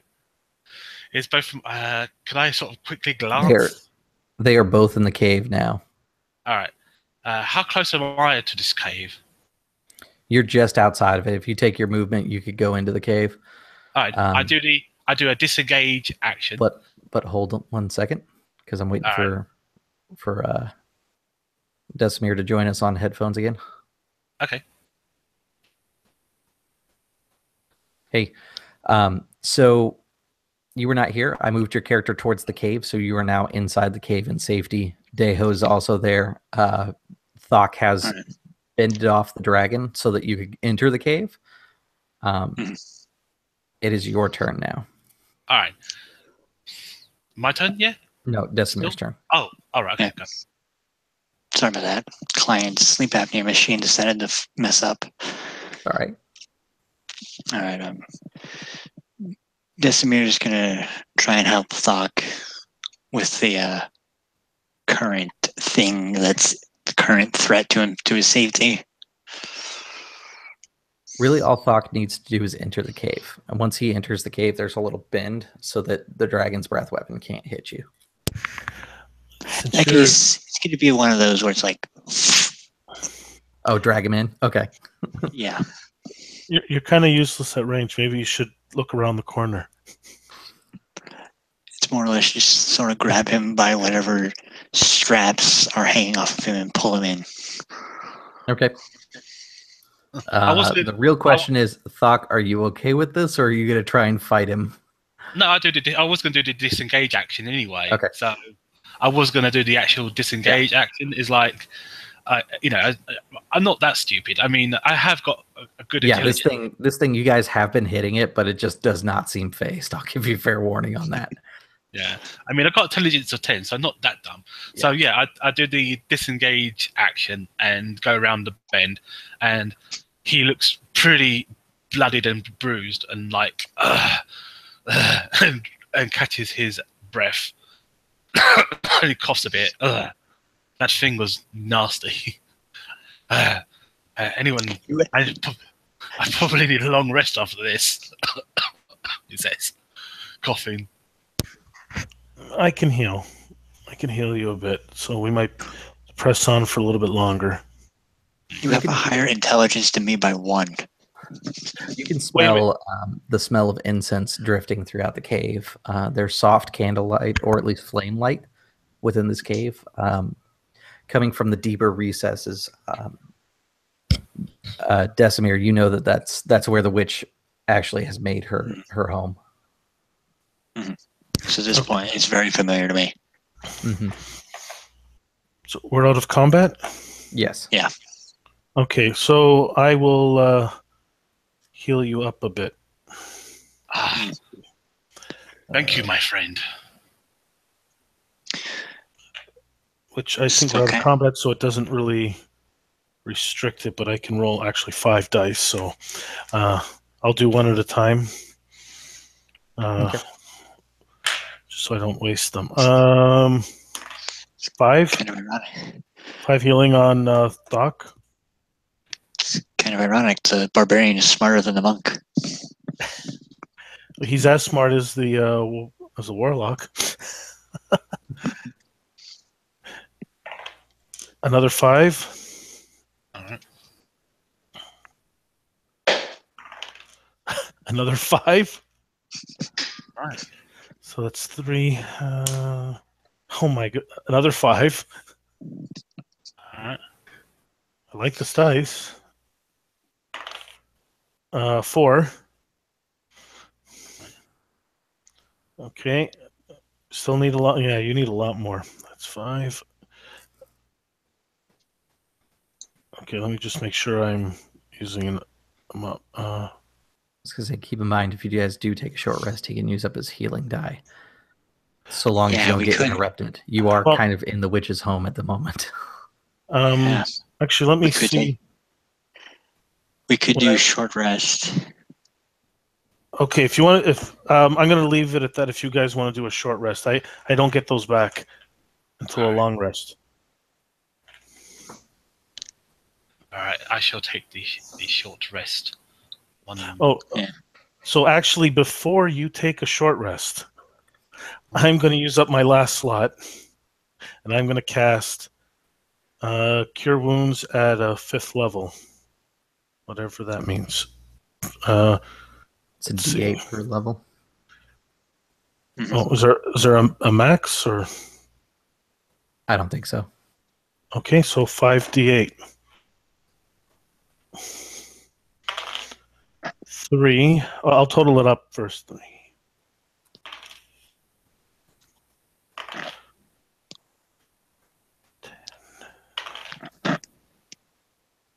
Kind of glad I don't play spellcasters very often. That's 13, and I think I add a +5 to that for my mod.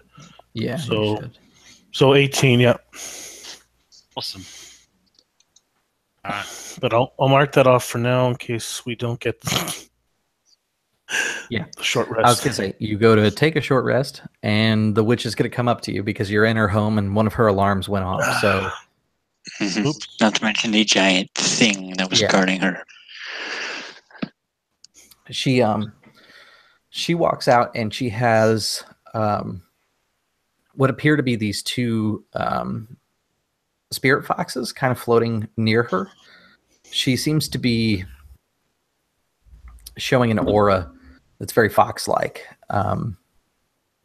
Daeho, you've kind of heard of this possibility, and you've even been tempted by your own fox spirit to attempt it. But there is a way for mortals to become Kumio, for women specifically to become Kumio. It requires them to be spurned by their lovers, and you take it that she feels that Tan's loss is somehow, I guess, kind of vengeful to her, is the best way to put it. And it requires her to consume flesh. So everything seems to be lining up to where she's gone crazy and she wants to become a demon.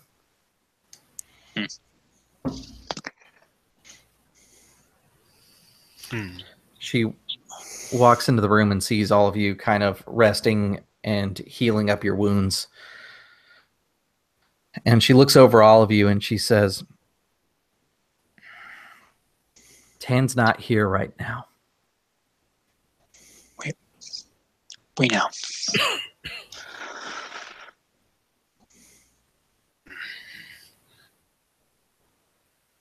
We came to check on you. We have come to see you, madam.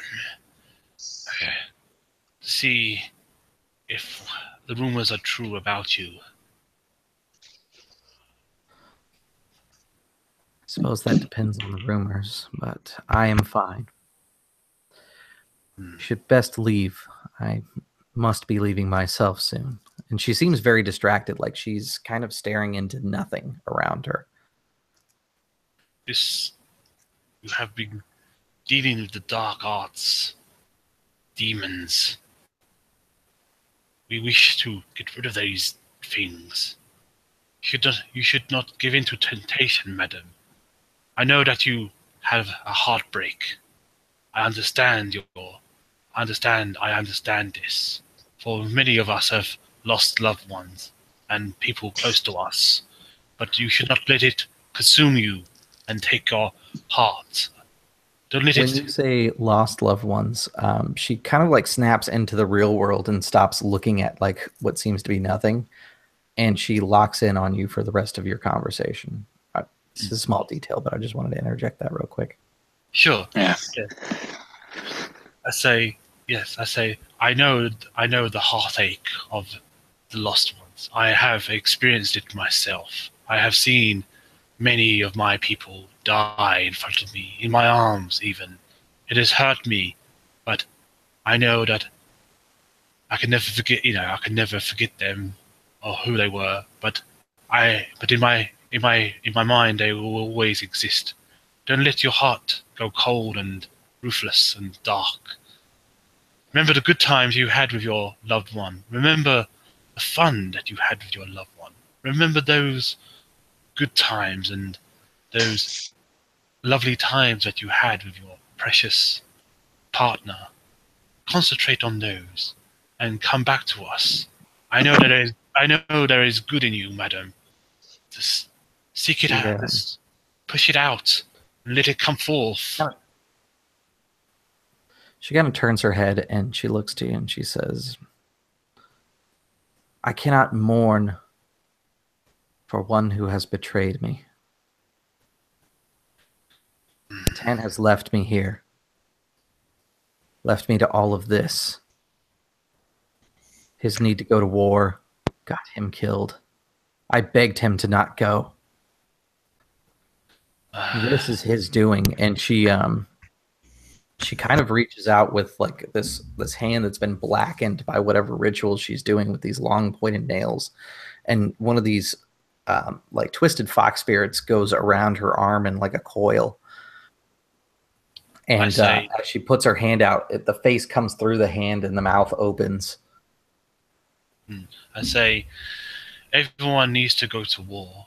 Even I have to go to war. I left my family behind, and I still care about them, and I still love them. But even though my wife, she is worried about me, she knows that I will come back to her safely. And if I do not, then I have given this note, and this note will reach her, hopefully reach her good times. For I shall die gloriously on the battlefield. If not, then I shall return home as a great warrior and a great champion of my people. Your other half did not abandon you. He did not leave you. He is a great and honorable man, fighting for a good cause, no doubt. He will return to you. You just have to have faith and belief that he will come back to you. Believe in these things, and you shall fight against this evil that has corrupted you, madam. Fight against it. Tan will not return. Of course he will return. And neither will you. You have forsaken those that you love, and the fox mouth that was open snaps shut. A fissure opens beneath your feet. Thok, let me see how this works. You are not a fiend. All right, cool. Is there a saving throw for this? Holy crap, there is not a saving throw. This is the most messed up feature ever. Thok is dead. You find yourself hurled through hell. Do I get a danger set? Can I jump away or something? There's no save. All right. You would have been launched to hell. It is the capstone of the Fiend Pack Warlock. That's what she is. I thought there was a save too. That's why I was like, holy crap, there's no save for this nonsense. All right, cool. Until the end of her next turn, Thok is gone.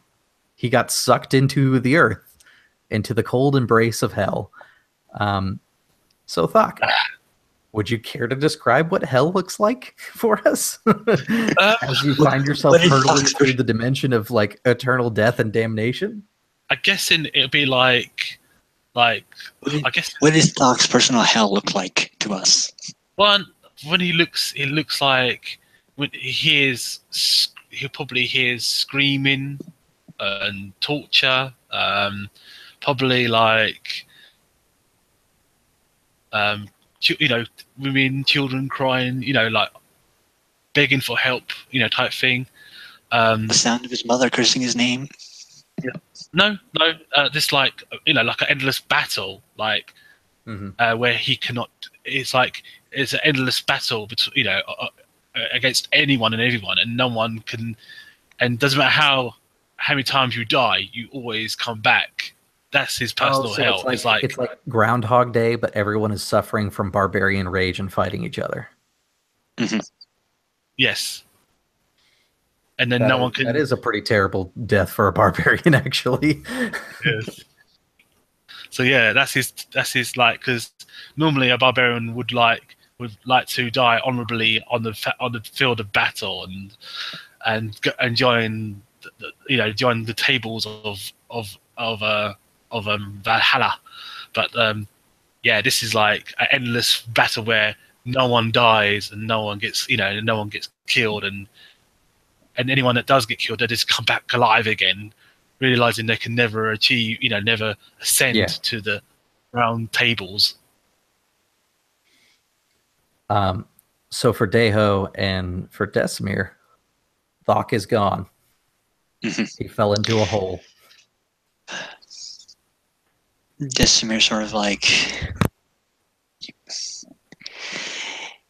he takes an offensive stance, but is still attempting to reason with her, being like, I know Tan is gone. I saw him die before my eyes. He was my brother in arms, but you don't have to do this. You and I mourn his loss more than anyone else.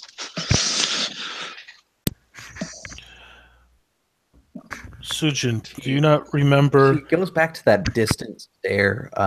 She's definitely listening to you, but it's Dae-ho. This is part of the touch of supernatural. Like, your brain does not come back from that. It takes a long time for you to really heal and become useful again. She's just super new into her bond, so she's like half between our world and the supernatural world. You can tell that she hears and understands what's going on, but she's also like had her eyes opened.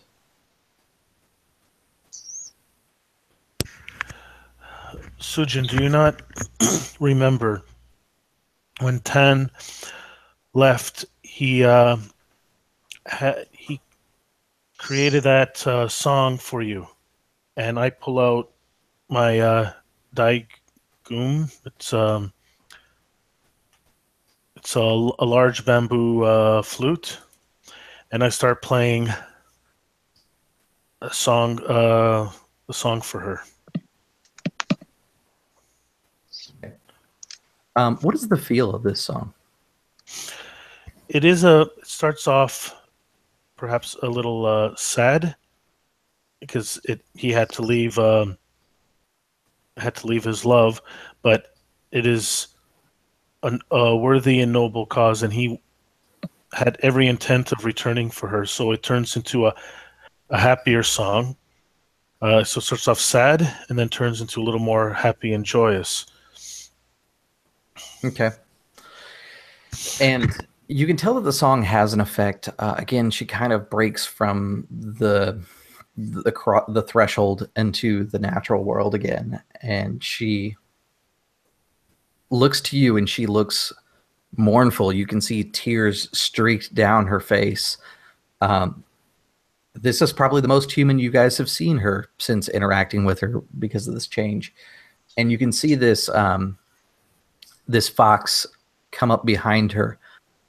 It is not the same kind of benevolent fox that follows Dae-ho that you guys have seen, kind of the protectorate image. Like, Dae-ho's fox wears prayer beads, and it has 9 tails. It's this white with slightly yellow aura to it.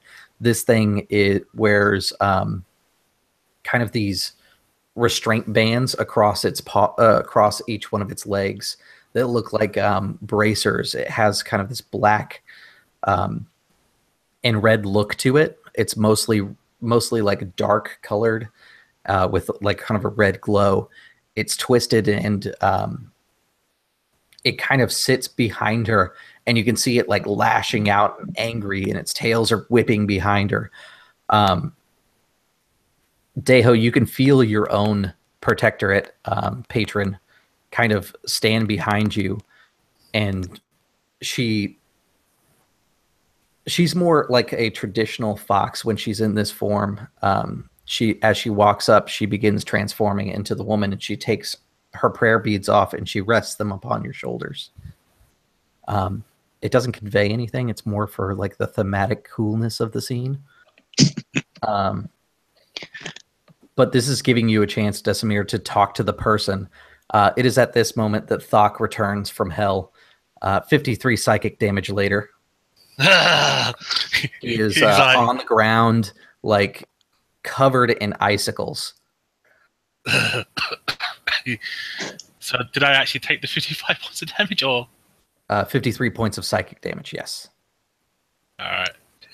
It looks like he's literally been through hell and back. He coughs and he moans and he groans and he's like, he struggles to get onto his knee, like thing, and puts his hand against the wall and tries to stand up, type thing, to be proud, type thing of where he, proud warrior. Mm-hmm. And you can see like he has seen hell itself in his eyes, and when he looks at anyone, you can, when you look into his eyes, you can see that he has seen the gates of hell and has experienced hell itself. And he just looks at everyone and he sees the woman doing nothing harmful just yet, and he grabs his axe and he looks at her and he just like shivers.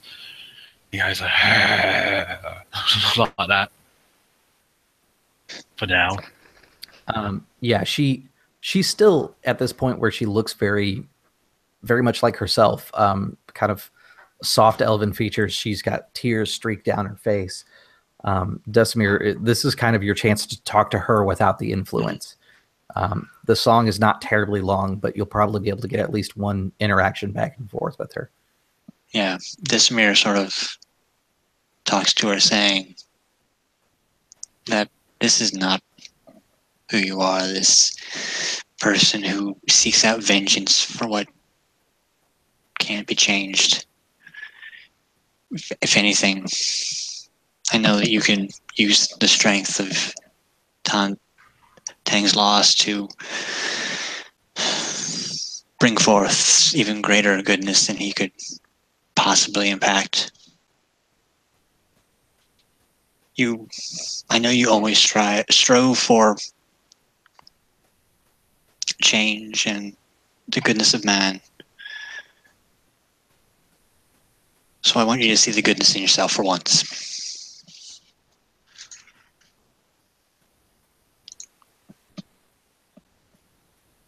Okay.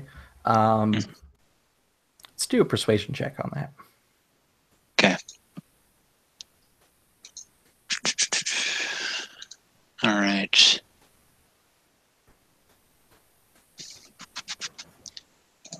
Thank God I've got high persuasion.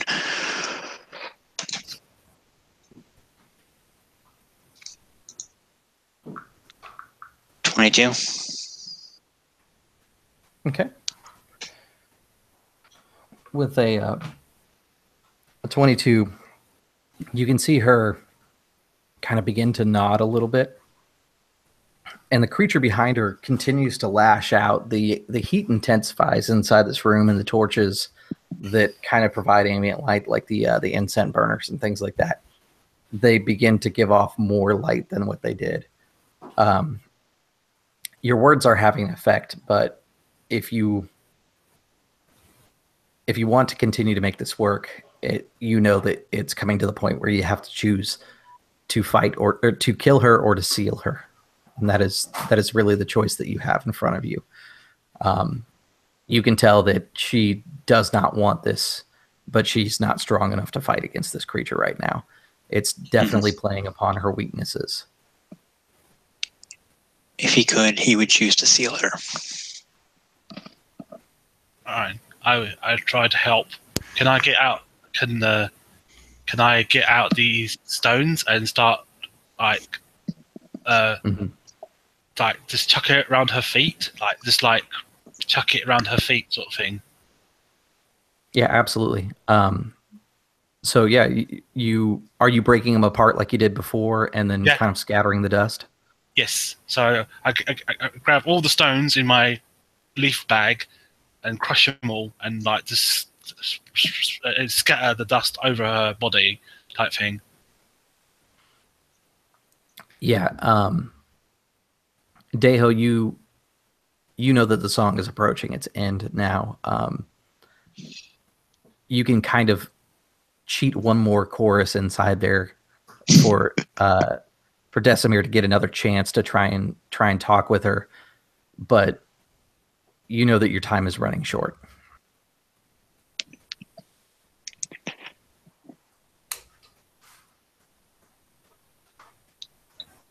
I would like a performance check if you want to make it last for the whole song, basically.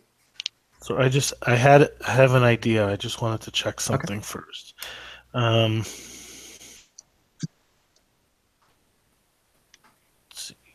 bad it isn't me performing. I want you guys to know that, like, a lot of the times when you guys have had decisions to make, you're just like, let's do this. And I'm like, oh, that's not what I planned for. Sure, let's do it. Well, we're going very much against your plan, aren't we? That's cool. Now, this is making for a very interesting story anyway. Do you think it's possible, while I am playing, to cast the message cantrip, but it requires verbal, semantic, and material components? As someone who has played a flute, you cannot play and talk at the same time. Yes, okay. You are not a bard. You can beatbox and play flute at the same time. It's very strange, but unfortunately, that's not quite what you need. Yeah, I figured out of all instruments, I picked that one. Okay, can I see if I can get maybe Desimir's attention while I'm playing? No. Yeah, that's easy. You could kind of like swing your head and kind of tilt it, and that will get his attention. Yeah, no, my attention is very much split between. I'm going to have to... Lover of my fallen comrade and Deo. My attention is very much split right now. Actually, I had an idea. I don't think I can do it with just gestures and stuff. So I'm just gonna roll a performance check to try to keep the song going. Okay.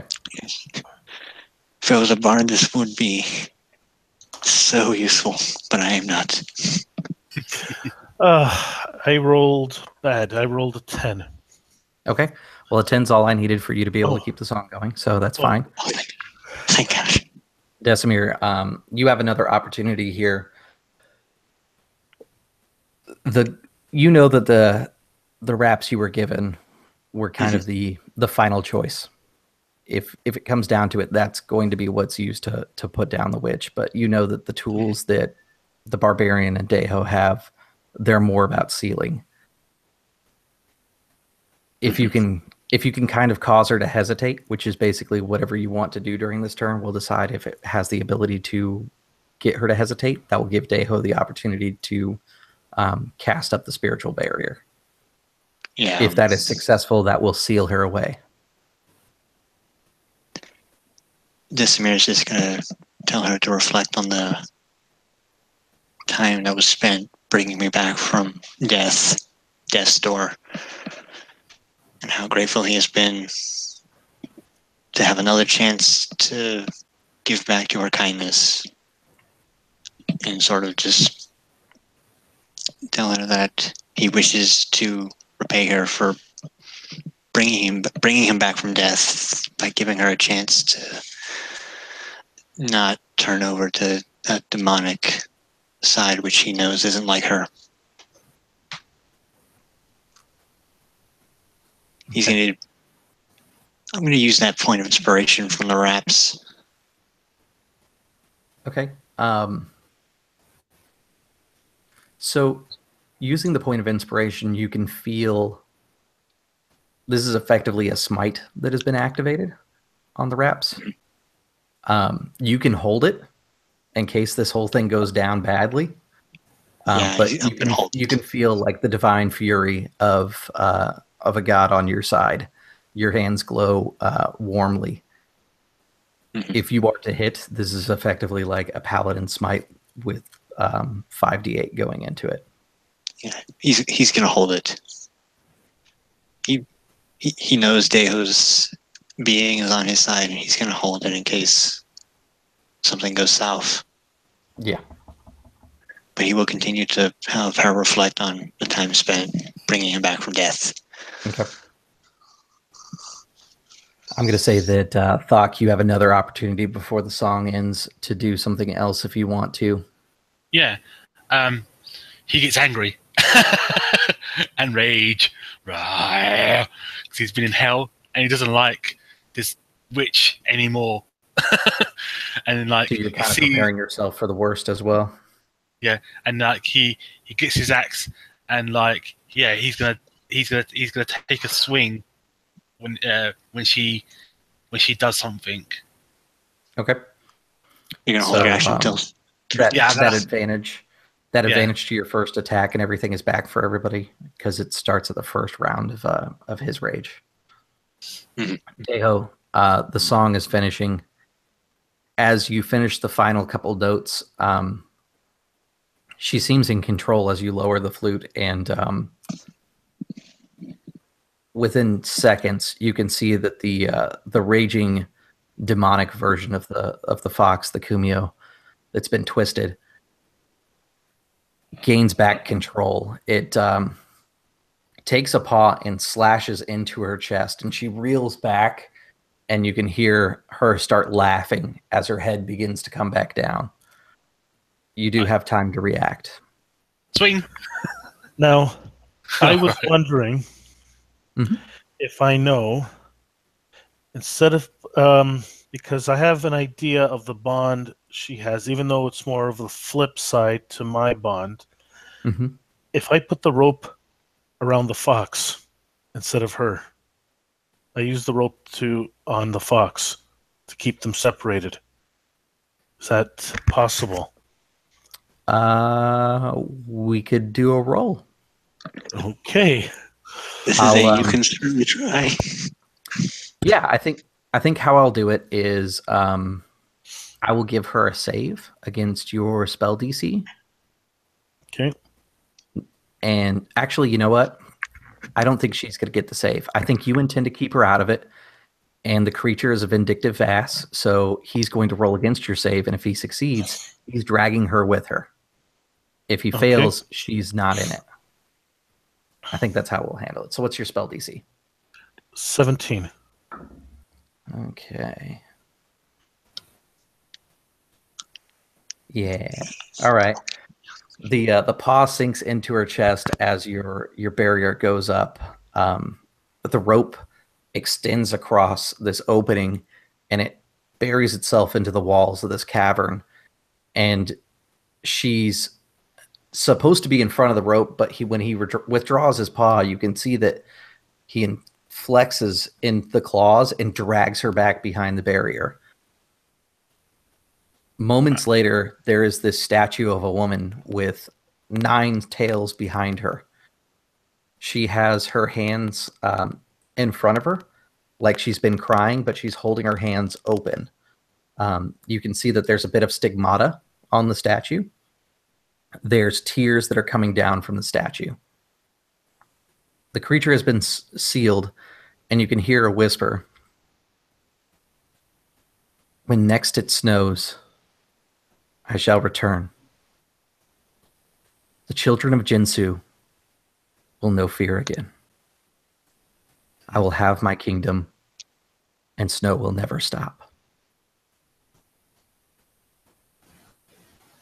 That is going to be the end of Festival 1000 Lights, our precursor to something that will be related to the frozen nine-tailed fox witch for Oath of the Frozen King remade into a Korean fairy tale. Awesome. So, yeah, you guys did things a lot different than what I originally intended, but I liked it, and I'm very much a go by the seat of the pants, let's do what's cool kind of GM. So I'm glad that you guys got creative instead of just like, I attack this thing. So that was really cool to see. I really enjoyed the fact that you guys really reflected on the choice that you had, which was to either kill her or seal her. And that you tried to make the best out of the situation, save her and seal it, but it just didn't work out. Which is great because if you look at Korean and Chinese folklore, they all pretty much end that way. It's usually not a super great ending for anybody. Nice. All right, guys. I was hoping that those wraps were just going to be like bind a human person to a plane, just keep them there. No, I wanted you to have something offensive if you guys decided to try and take her down, and so I thought, yeah, let's do like top tier paladin smite in a wrap for a monk. This would be great. At one point, I thought about taking banishment. Yeah, banishment would have been extremely helpful. That would have bought you time. Yeah. Oh well. But I had no slots left because I wasted.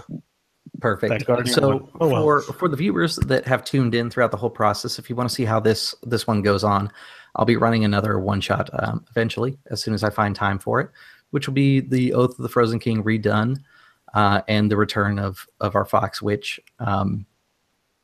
The thing that I would encourage everybody is these players are not guaranteed a slot. It's whoever's available. So if you did like this and you wanted to play inside the next one, feel free. If these guys are available and they want to bring in new characters, basically some time will pass and these characters have retired and it's become a thing of legend. And she's waking for the first time because there has been no snow in several hundred years. So feel free to look for that. It'll be on the Absolute Tabletop group on Facebook. With that said, I don't really have a fancy sign out because I haven't been doing this in a while. It's been like 2 months since I've been able to stream. So, geez, I need to get more stuff on my channel and get playing more often. That's what I learned today. Let's go around the group. Do you guys have anything that you'd like to promote or anything like that or get people to check out? We'll start with Nestor. You can check me out on Twitch, YouTube. You can also check out my t-shirt shop, which I will gladly provide a link for if Chris is inclined to. Sure. We'll put it in the comments or the considering bottom. Considering any profit goes 100% to charity anyway. Okay, cool. That's why I'm making no money off those t-shirts. But that's about it. Okay. Paul? My name is Paul. I do have a channel. There's a few one-shots on there and a campaign I just started. We just ran the first session. It's called The Outside. My channel is Infinite Realms on YouTube. So we just started with the first session, and we're going to be playing monthly. So next session will be in January. And come take a look if you're interested. Yeah, it's a good chance to jump in on a new campaign before you get too far behind. And David? All right. Well, I'd just like to say thank you, Chris. Thank you so much for letting me play. Once again, I'm truly honoured to get to play with you yet again. Second time I got to play with you, and it was awesome. Thank you so much for letting me be part of your channel. I got no channels or nothing to promote, so all I've got to say is that your channel is really rocking cool. I watch it quite a lot. So yeah, I'm really honoured and very privileged to be part of your little one shot here and to be part of this game and to prove that I'm a good player and a good person. So hopefully that has come across to everyone. Yeah, and for anybody who also is looking for games, I know that David usually puts up some different ones, like storyteller games and some L5R. So if you like stuff that's on this channel, you probably like some of the games that David also is pitching for the Absolute Tabletop group. So make sure you check those out. So with that said, guys, everybody who has tuned in and watched throughout the whole thing, thanks for tuning in. We'll see you at the next game and complete this story. Bye, everybody.